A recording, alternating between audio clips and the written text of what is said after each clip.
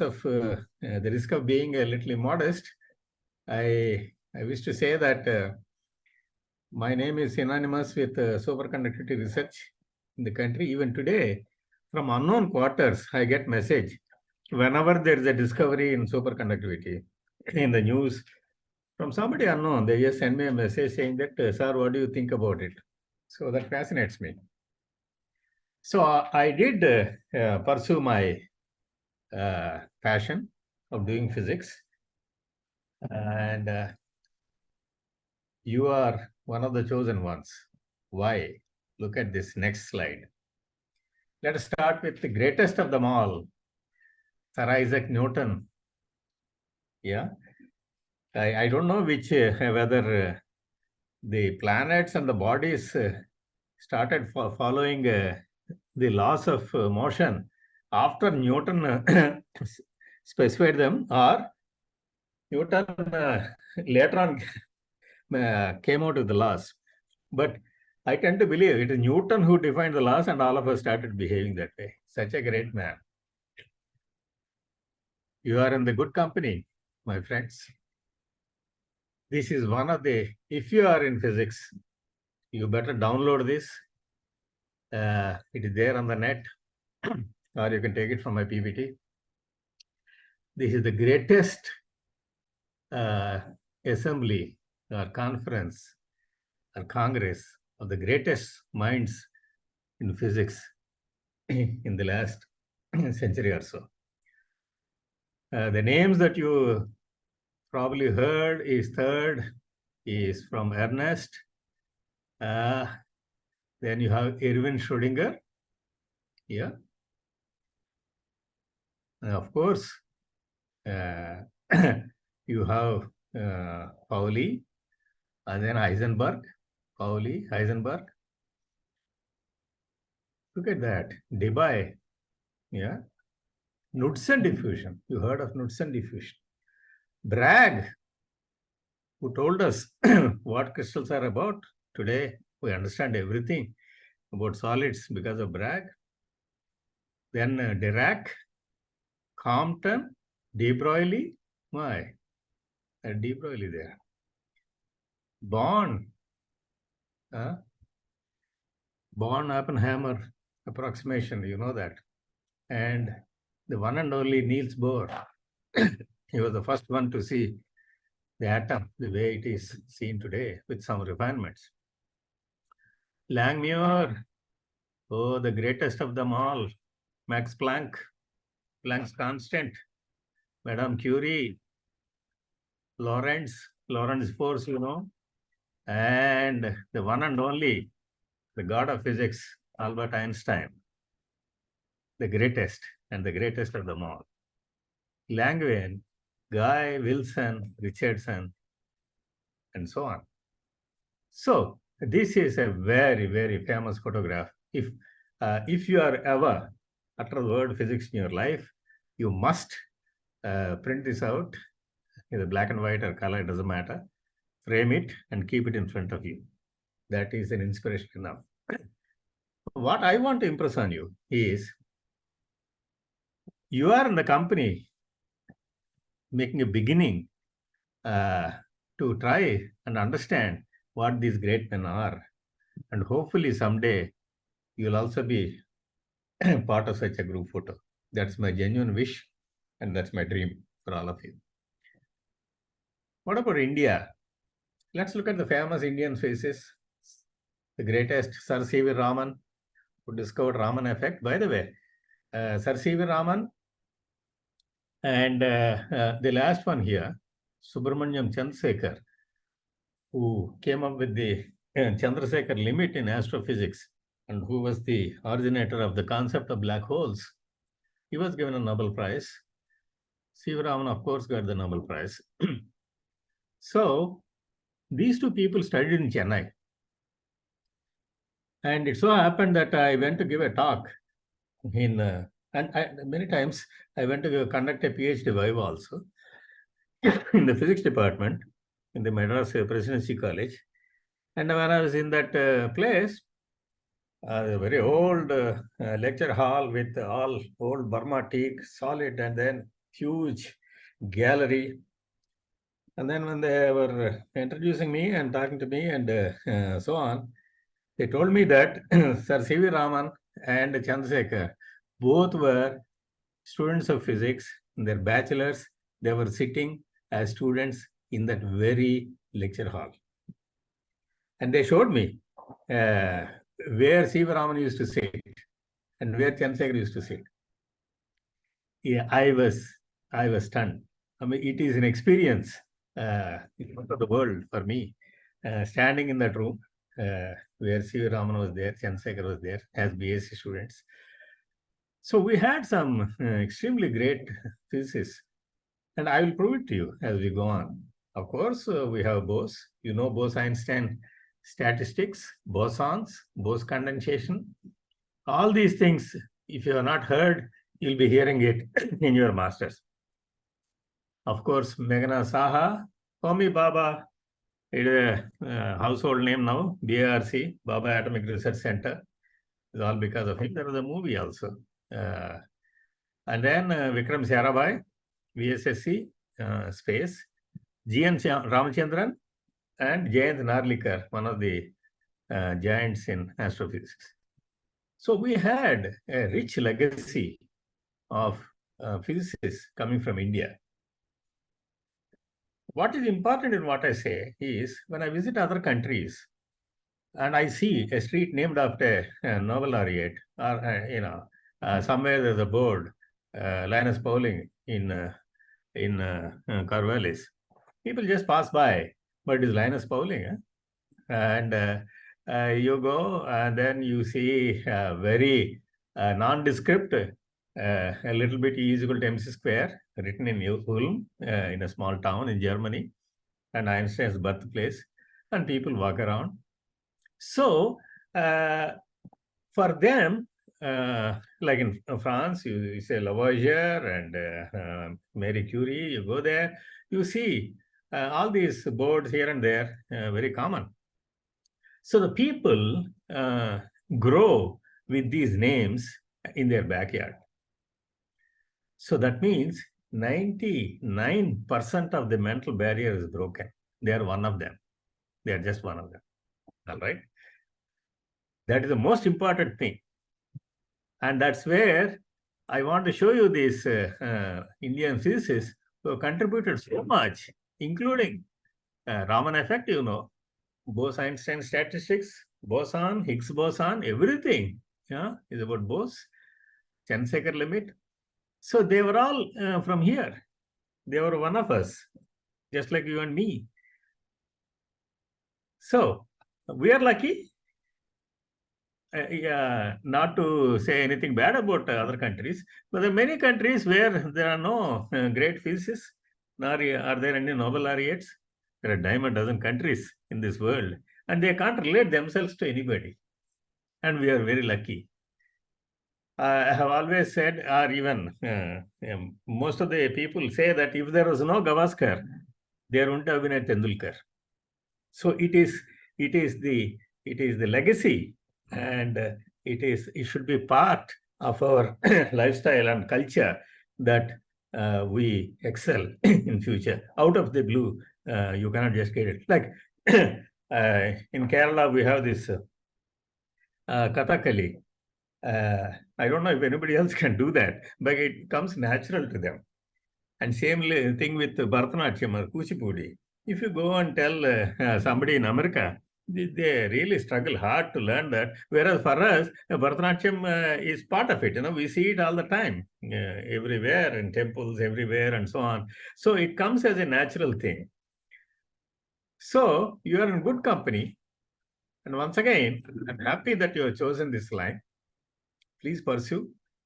And I will tell you what is great about it. The average age of Nobel laureates who have conducted their prize-winning work in their life, if you see, it's about 42. But many of the atomic physics discovery, like I said, Max Planck, de Broglie, any of those people, they have done it much earlier. Discovery of neutron by Chadwick and so on. because they had all these accelerators, and every day they were discovering a new fundamental party, and next year they were getting Nobel Prize. So they were all in the 25, 30. But overall, in the last 100 plus years of Nobel Prize institution, uh, average age was 42 for physics, and that is the lowest. Physicists are the youngest, and you are now, what, about 20? So you have only 22 years. Go ahead, do it, right? Our people have done, our own people have done in our backyard. So why not you? You ask me, did you do? Yeah, I tried a lot. Let me be honest. Now, what is uniqueness of India? This is something special that I want to share with you. I don't know if anything exists like this in any other country. I am now curious to go to other countries and check whether anything like this exists. Look at the number of institutions dedicated exclusively to physics. Did you hear? Dedicated exclusively to physics. I'm not talking of Indian Institute of Science. I'm not talking of TIFR. I'm not talking of IITs, ISERs. They have all subjects, right? But only for physics. Study of physics, doing research in physics, and pursuing physics. Wow, you look at this. Aryabhatta is an Institute of Observational Sciences. Okay, this is astrophysics in Nainital. Bose Institute in Calcutta, named after Bose. Harish Chandra Research Institute, Allahabad, only for physics. International Center for Theoretical Sciences of TIFR. This is not main TIFR. This is in Hyderabad. This is meant for physics study. Indian Institute of Astrophysics in Bangalore. Institute of Physics in Bhubaneswar. Institute of Plasma Research Physics in Gandhinagar. Physical Research Laboratory in Ahmedabad. Raja Ramanna Center for Advanced Technology Indore. This is called CAT Indore, Center for Advanced Technology. Now they rename as Raja Ramanna Center for Advanced Technology. And they work on lasers. Okay, it's completely physics. I know that place. So Raman Research Institute in Bangalore. Saha Institute of Nuclear Physics, Kolkata. Raman Research Institute is right opposite Institute of Science. It is meant for physics research. And Saha Institute of Nuclear Physics, Kolkata. Satyendranath Bose National Center for Basic Sciences, Kolkata. Inter-University Center for Astronomy and Astrophysics. UGC DAE Consortium of Scientific Research in Indore. And then Variable Energy Cyclotron Center in Kolkata. Look at this. Everything here is physics. There is one National Chemical Laboratory and one Central Electrochemical Research Institute dedicated for chemistry research. Other than that, nothing much. Maths also a few. Oh, look at this, physics. That means we had a rich legacy. This is all I want to convey to you today. You have chosen the right path in life, and I'm sure you will be one of the people who will make a significant contribution to the field of physics. There are other institutes of national importance where a lot of very good physics is done, but not physics alone. That's what I want to say. Of course, the top institute in the country, Institute of Science, TIFR in Bombay, Jawaharlal Center for Advanced Scientific Research, Bangalore, Indian Institute of Space Science and Technology, Thiruvananthapuram. I didn't put it in physics because they do have some technology also, not exclusively physics, but mostly it is physicists who are there. Of course, there are quite a few engineers. So that's in Trivandrum. Indian Association for the Cultivation of Science. Yes, there are very good physicists in this, in Kolkata. National Institute of Science Education Research, Bhubaneswar, is started by DAE and predominantly also physics and chemistry. TIFR, Center for Interdisciplinary Sciences in Hyderabad. Institute of Mathematical Sciences, Chennai, had been there. Well, I have a lot of friends there. And most of them are theoretical physicists. there are very few mathematicians there, surprisingly. Professor Bhaskaran and Professor Mitra. So many people, they're all basically physicists doing research at Institute of Mathematical Science, just behind IIT Madras. Then Chennai Mathematical Institute. This is about 20 kilometers from IIT. And there also, they call themselves Chennai Mathematical Institute, but a lot of physics.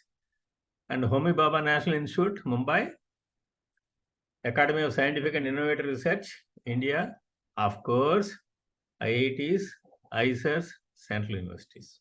Look at that. Now you're looking at dedicated labs for physics, and on top of it, at least 50, 60 institutes who are doing excellent research and excellent studies on physics. Okay. Now, you may ask, then after that what? To do something, you need some money to live. So job opportunities. So you don't go into full-time research in academic and national labs and so on and so forth. You can always join a job. And physicists, a lot of people think chemistry people get jobs in pharma industry and so on. Yeah, but well, that's okay. To me, that's more like a routine job. But whereas physics people, when they get jobs, they are taken for their innovation, and they keep working on exploration and innovation. The energy sector, just listing out the various sectors. Semiconductor manufacturing is coming in a big way to our country. If you ever follow any newspaper, you know what's happening. So because India lost the race in chip manufacturing, you know that. And recently, all this corona and these Chinese fellows, they started putting pressure by not supplying any chips. And most of the last couple of years, if you see, most of the automobiles have a small microprocessor in that chip. And the automobile production in the country has come down. That is because a little chip is missing and it's not coming from China. So the world woke up and they said, let us identify India as one of the hubs because we have talented youngsters like you who can take things forward.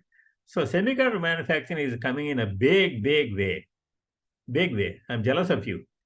I used to like semiconductors. And today, you are at the juncture where there is going to be a huge investment in semiconductor manufacturing, and you will be the beneficiary. Space and orbital exploration, never before. Space.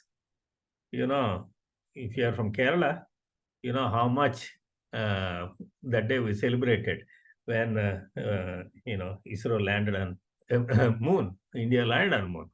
So it is really taking a big step forward, and you are at the right junction. And you go to VSSC Trivandrum. I still have a lot of friends. Mostly they're physicists, and of course there are some engineers, but mostly physicists. Ocean exploration. Ocean exploration.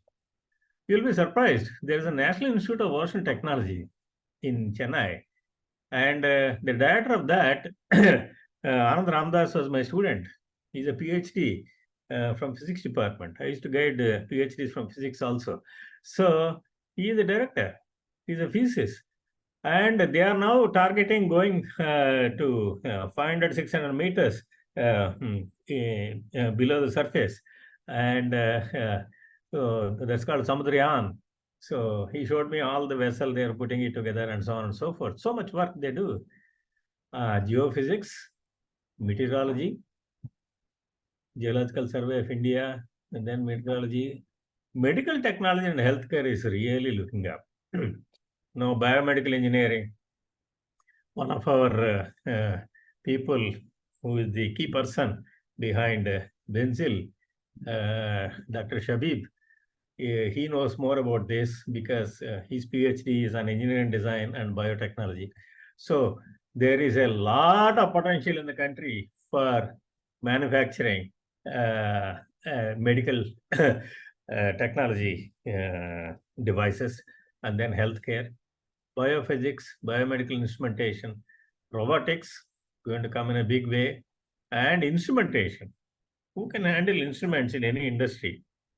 Okay. My own family, I know people who have done applied physics and they lived all their life maintaining and designing instruments. So robotics and instrumentation, everywhere you need instrumentation engineers. They are none other than physicists and applied physics people. Oil and gas exploration, ONGC. A lot of my friends are in ONGC. They're all physicists. And nanoscience and technology, I don't have to say. I think nano has become a household word. And of course, education and educational technologies. Booming education in the country. The number of colleges, thousands of colleges are being opened every year, and thousands of teachers. There's a lot of potential. In other words, uh, apart from the generic thing like education technology, that is common to everybody. But what is so special for physics is all this semiconductor manufacturing, space and ocean exploration, geophysics, biophysics, medical technology, robotics, oil and gas exploration. These are all very specific where they do prefer physics students. So there is a lot of potential, all right?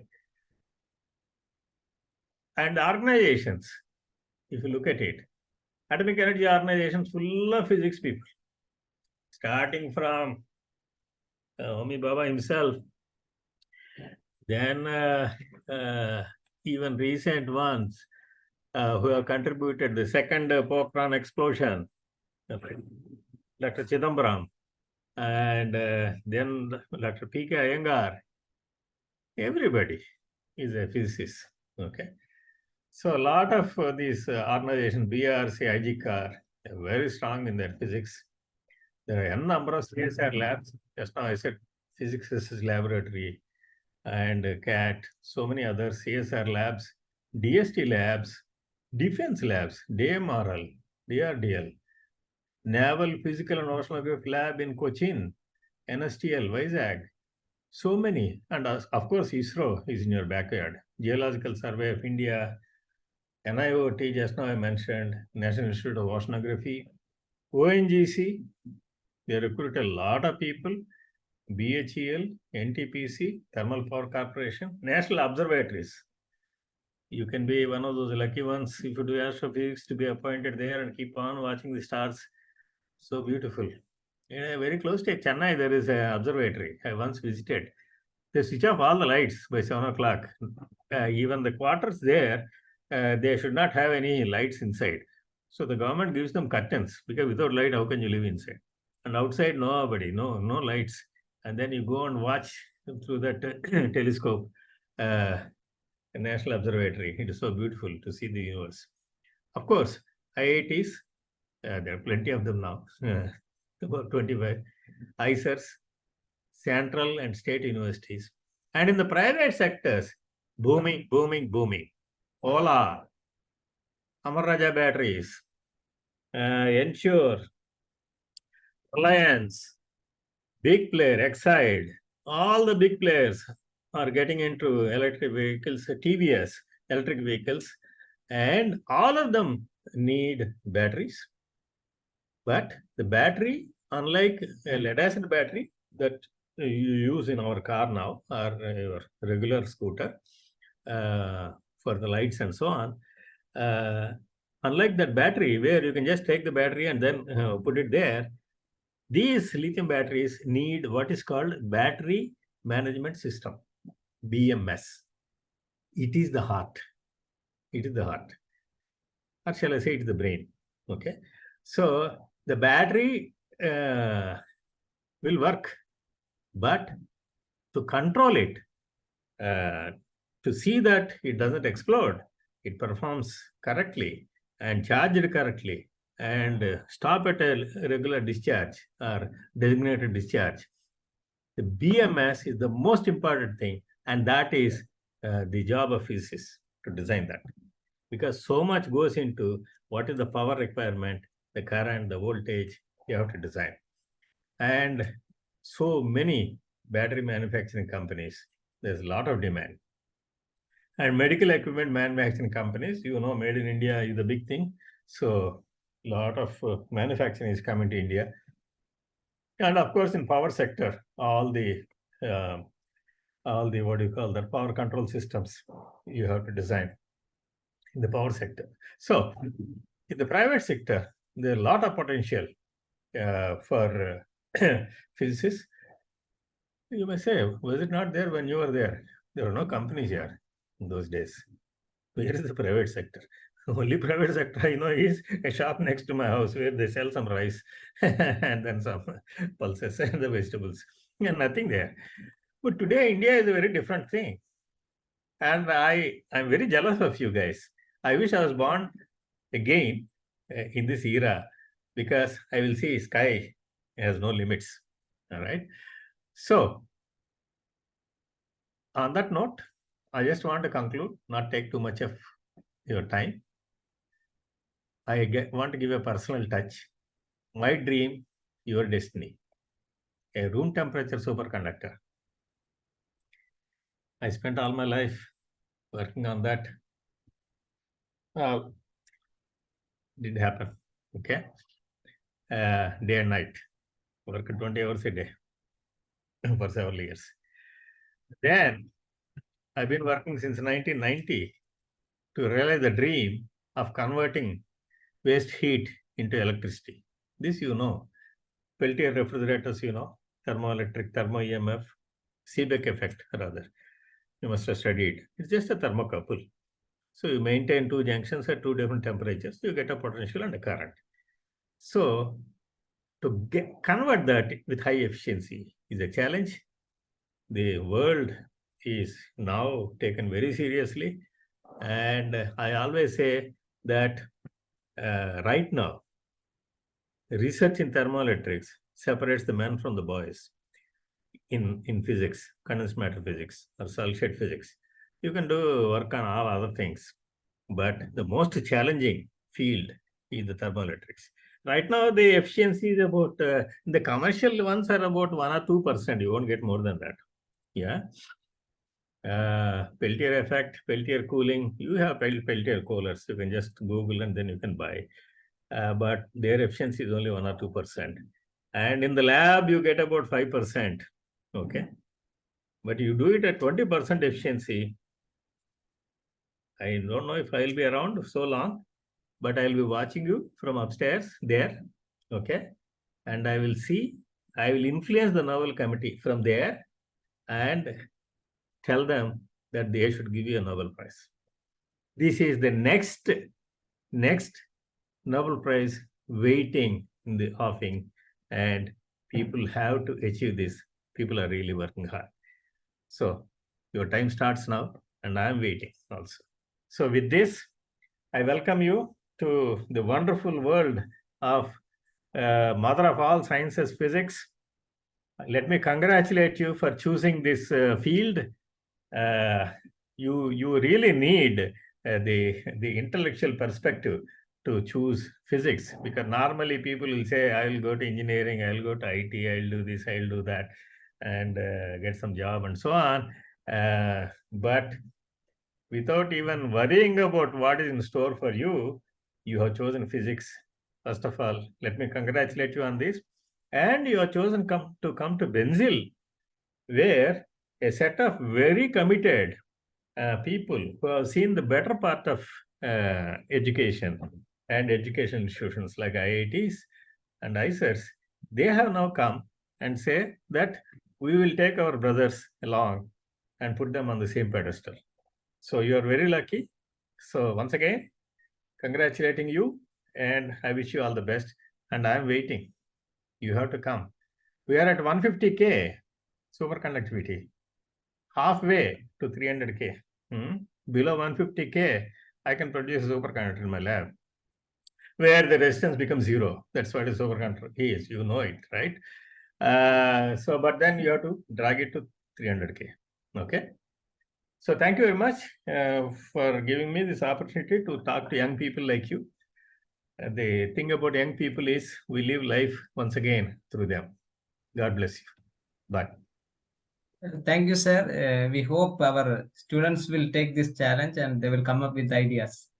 And one more thing pending is you forgot to officially announce opening of this batch. Oh, BENZIL okay. Physics. So we will do that. I just closed my talk. So Okay. let me officially announce uh, the inauguration and the platform for the JAM study by Benzil officially now open, and it has just started. So congratulations to all of you and wish you all the best. Thank you very much. Thank you, sir. And one more thing, sir. Actually, regarding our science forum, so today onwards we will be adding our physics students too. Wonderful. Hope I will love it. I will love it. Yeah. I like physics. Yes. Okay. Thank We you, will sir. enjoy. Thank you, sir. All right. Thank you, Okay. sir. Bye.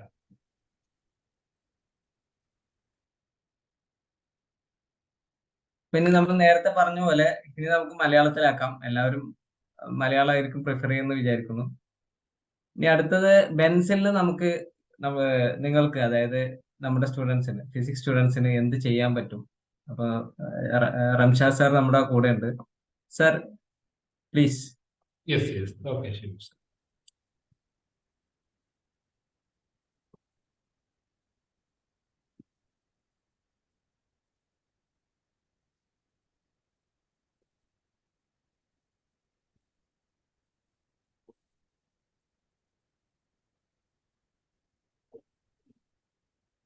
Hello, good evening.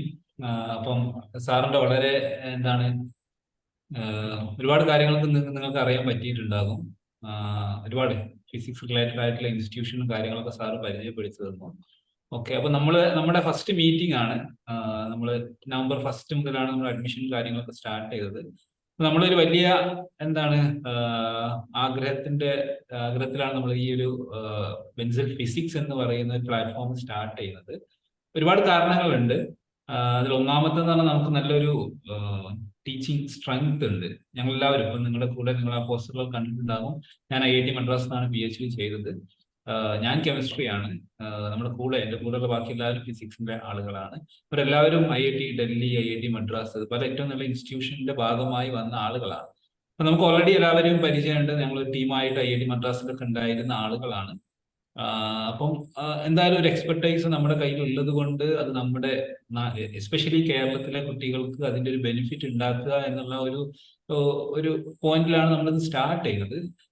അതിലേക്ക് നമുക്ക് confident ആയിട്ട് വരാൻ പറ്റിയ ഒരു കാര്യം, നമ്മൾ already ബെൻസിൽ chemistry എന്ന് പറയുന്ന ഒരു പ്ലാറ്റ്ഫോം ഉണ്ട്.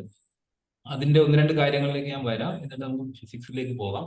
അപ്പൊ അതിന്റെ മുന്നേ നിങ്ങൾ എല്ലാവരും ഡിഗ്രി 3rd ഇയർ സ്റ്റുഡൻസ് ആയിരിക്കും മെജോറിറ്റി ആളുകളും. അപ്പം ഇമ്മീഡിയറ്റ് ആയിട്ട് എന്ന് പറഞ്ഞപ്പോൾ ഓൾമോസ്റ്റ് നവംബറായി. ഇനി നിങ്ങളുടെ എക്സാമിന്റെ സമയങ്ങളാണ് വരാൻ പോകുന്നത്. സെമസ്റ്റർ എക്സാമിന്റെ കാര്യമല്ല ഞാൻ പറയുന്നത്. ഒരുപാട് ഏറ്റവും നല്ല ഇൻസ്റ്റിറ്റ്യൂഷനിലേക്ക് എല്ലാം എൻട്രൻസ് എക്സാമുകളാണ്. അപ്പൊ ഫോർ എക്സാമ്പിൾ TIFRന്റെ എക്സാം ഉണ്ട്. ഇന്ത്യയിൽ ഏറ്റവും നല്ല ഇൻസ്റ്റിറ്റ്യൂഷനുകളിൽ ഒന്നാണ് TIFR. അപ്പൊ അതിന്റെ എക്സാം ആണ് ഡിസംബർ 10th എക്സാം ഉണ്ട്. ഇതിൽ ആരെങ്കിലും TIFR അപ്ലൈ ചെയ്തവരുണ്ടോ? TIFR ആരെങ്കിലും കൊടുത്തിട്ടുണ്ടോ? ഉണ്ടെങ്കിൽ ഒന്ന് നിങ്ങൾ റൈസ് യുവർ ഹാൻഡ് ഓപ്ഷൻ കൊടുക്കോ. TIFRന്റെ എക്സാമിന് അപ്ലൈ ചെയ്ത ആരെങ്കിലും ഉണ്ടോ? അൺമ്യൂട്ട് ചെയ്തോളൂ കേട്ടോ. അൺമ്യൂട്ട് ചെയ്ത് പറയാം കേട്ടോ. നമ്മൾ ഇവിടുന്ന് അങ്ങോട്ട് എന്നും ഇതുപോലെ ഇന്ററാക്ട് ചെയ്യുന്നതായിരിക്കും. ആരെങ്കിലും TIFR കൊടുത്തിട്ടുണ്ടോ? ജാം എത്ര പേര് കൊടുത്തിട്ടുണ്ട്? ജാം കൊടുത്തിട്ടുണ്ടോ? ഓക്കെ, ജാം ഒരാൾ കൊടുത്തിട്ടുണ്ട്. ഓക്കെ, ബാക്കി ജാം എല്ലാവരും കൊടുത്തിട്ടുണ്ട് അല്ലേ? അപ്പൊ നമ്മളിങ്ങനെ ഒരുപാട് എക്സാമുകൾ ഉണ്ട്. പലപ്പോഴും നമ്മൾ ഇത് അറിയാതെ പോകുന്നുണ്ട്. ഇപ്പൊ ഞാൻ TIFR എന്ന് പറഞ്ഞപ്പം ആരും കൊടുത്തിട്ടില്ല എന്ന് പറഞ്ഞാൽ അതിനെ കുറിച്ചുള്ള കാര്യമായിട്ടുള്ള ഇൻഫർമേഷൻ നിങ്ങൾക്ക് കിട്ടിയിട്ടില്ല. അതുകൊണ്ടാണ് അതിന്റെ ഒരു ഡീറ്റെയിൽഡ് പിക്ചർ നിങ്ങൾക്ക് നിങ്ങളുടെ ടീച്ചേഴ്സ് വഴിയോ അല്ലെങ്കിൽ നിങ്ങളുടെ സീനിയേഴ്സ് വഴിയോ കിട്ടിയിട്ടുണ്ടായിരുന്നുവെങ്കിൽ നിങ്ങൾ എന്തായാലും അത് അപ്ലൈ ചെയ്യും. കാരണം അത്രയും നല്ല ഇൻസ്റ്റിറ്റ്യൂഷൻ, ഈവൻ പല IIT-യേക്കാളും നല്ല ഇൻസ്റ്റിറ്റ്യൂട്ട് ആണ് TIFR. ഈ ഇൻഫർമേഷൻ പലപ്പോഴും നമ്മുടെ യങ്സ്റ്റർ അല്ലെങ്കിൽ നമ്മുടെ കുട്ടികളുടെ അടുത്തേക്ക് എത്തുന്നില്ല എന്നുള്ളത് നമുക്ക് IIT-യിലൊക്കെ പഠിക്കുന്ന സമയത്ത് നമുക്ക് മനസ്സിലാവും. കാരണം എഡ്യൂക്കേഷനിൽ കേരളം വളരെ മുന്നിൽ, എല്ലാവർക്കും നല്ല ലിറ്ററസിയും കാര്യങ്ങളൊക്കെ ഉണ്ട്. പക്ഷെ IIT-യിൽ പോയി കഴിഞ്ഞാൽ അവിടുത്തെ ഒരു MSc ബാച്ച് എടുത്താൽ 50 പേരിൽ, ഇപ്പൊ കെമിസ്ട്രിയുടെ കേസ് ആണെങ്കിൽ 50 പേരിൽ ഒരാളൊക്കെയാണ് കേരളത്തിൽ ഉണ്ടാവുക. 1 or 2, മാക്സിമം 2 ഒക്കെയാണുള്ളത്. ഞാൻ കഴിഞ്ഞ ഒരു 6 വർഷത്തോളമായിട്ട് അവിടെ ഉണ്ട്. ലാസ്റ്റ് ഇയറിലല്ലാതെ ബാക്കി എല്ലാ വർഷവും 1-2 മാക്സിമം അങ്ങനെയാണ്. അതിൽ കൂടുതൽ ഇതുവരെ ഉണ്ടായിട്ടില്ല. അതിന് പ്രധാനപ്പെട്ട കാരണം എന്ന് പറഞ്ഞാൽ നമ്മുടെ കോളേജ് സിസ്റ്റത്തിൽ നമുക്ക് നമ്മുടെ +1 +2 നമ്മൾ IIT പോകണം, NIT പോകണം, കോമ്പറ്റീഷനും എൻട്രൻസ് കോച്ചിങ് പരിപാടികളൊക്കെ സജീവമാണ്. അപ്പൊ അതുകൊണ്ട് എന്താണ് ബിടെക്കിന് ഒരുപാട് മലയാളീസ്. എന്നാൽ PG ഡിഗ്രിയിൽ നമ്മുടെ കോളേജിൽ നിന്ന് അങ്ങനെ വലിയൊരു സപ്പോർട്ടോ അങ്ങനെ വലിയൊരു ഡിസ്കഷനോ നടക്കാറില്ല. ഓക്കെ, അപ്പം അത് നിങ്ങൾക്കും അറിയുന്ന കാര്യമാണ്. അതിന്റെ ഒരു ബെസ്റ്റ് എക്സാമ്പിൾ ആണ്. ഇപ്പൊ ഞാൻ TIFR നിങ്ങൾ അപ്ലൈ ചെയ്തതെന്ന് ചോദിച്ചപ്പോൾ ആരും അപ്ലൈ ചെയ്തില്ല അല്ലെ. ഓക്കെ, അപ്പൊ അത് അങ്ങനെ കുറെ എക്സാമ്പിൾ നമ്മൾ അറിയാതെ പോകുന്നുണ്ട്. അപ്പൊ അതിനെക്കുറിച്ച് ഒരു അപ്ഡേറ്റ് ആണ് നമ്മൾ ആദ്യം പറയാൻ ഉദ്ദേശിക്കുന്നത്. അപ്പൊ ഇമ്മീഡിയറ്റ് ആയിട്ട് നമ്മുടെ മുന്നിലേക്ക് ഇനി വരാനുള്ളത് എന്താണ്? എസ്പെഷ്യലി കേരളത്തിലാവുമ്പോൾ നമുക്ക് കുസാറ്റ് ഒരു നല്ല ഇൻസ്റ്റിറ്റ്യൂട്ട്, കുസാറ്റിന്റെ എൻട്രൻസ് എക്സാമ്പിൾ നിർബന്ധമായിട്ട് നിങ്ങൾ എഴുതണം. അത് മോസ്റ്റ്ലി ഒരു ഏപ്രിലൊക്കെയാണ് ഉണ്ടാവുന്നത് അല്ലെ. അതേപോലെ ഇപ്പം സെൻട്രൽ യൂണിവേഴ്സിറ്റിയുടെ എല്ലാ എക്സാമുകളും ഒരുമിച്ചാക്കിയിട്ടുണ്ട്. 2 വർഷം മുന്നേ വരെ ഓരോ യൂണിവേഴ്സിറ്റിക്കും സെപ്പറേറ്റ് നമ്മൾ അപ്ലൈ ചെയ്യേണ്ടിയിരുന്നു.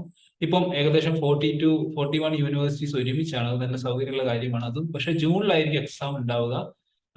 അത് ഒറ്റ ആപ്ലിക്കേഷനിൽ നിങ്ങൾക്ക് എഴുതാം. അതിൽ ഏകദേശം ഒരു 2000 എന്താണ് റാങ്കിൽ വരെ വരുന്ന ആളുകൾക്ക് പല സെൻട്രൽ യൂണിവേഴ്സിറ്റികളിലായിട്ട് അഡ്മിഷൻ കിട്ടാം. പിന്നെ കേരളത്തിൽ ഇപ്പം നോക്കുകയാണെങ്കിൽ നമുക്ക് യൂണിവേഴ്സിറ്റി സെന്ററുകളായിട്ട് കാലിക്കറ്റ് യൂണിവേഴ്സിറ്റി, MG യൂണിവേഴ്സിറ്റി ഒക്കെ ഉണ്ട്. ഇതൊക്കെ നോർമലി നമ്മൾ ഡിഗ്രിക്ക് പഠിക്കുമ്പോൾ ഡിഗ്രി കഴിഞ്ഞ ഉടനെ എഴുതുന്ന കാര്യങ്ങളാണ് ഞാൻ ഈ ലെഫ്റ്റ് സൈഡിൽ കാണിച്ചത്. പക്ഷെ പലപ്പോഴും റൈറ്റ് സൈഡിൽ ഉള്ളതിനെ കുറിച്ച് ആരും അത്ര കാര്യമായിട്ട് നോക്കാറില്ല. ഐസറുകളുണ്ട്, എസ്പെഷ്യലി നമുക്ക് കേരളത്തിൽ തന്നെ ഒരു ഐസർ ഉണ്ട്, ഐസർ ട്രിവാൻഡ്രം എന്ന് പറഞ്ഞ ഐസറുകളിൽ വൺ ഓഫ് ദ ബെസ്റ്റ് ആണ് ഐസർ ട്രിവാൻഡ്രം. ഒരുപാട് അറൌണ്ട് 25 IITs ആയിട്ടുണ്ട് ഇപ്പൊ ഈ അടുത്ത്. ഇപ്പൊ റീസെന്റ് നമ്പേഴ്സ് നോക്കുകയാണെങ്കിൽ ഒരുപാട് NITs ഉണ്ട്.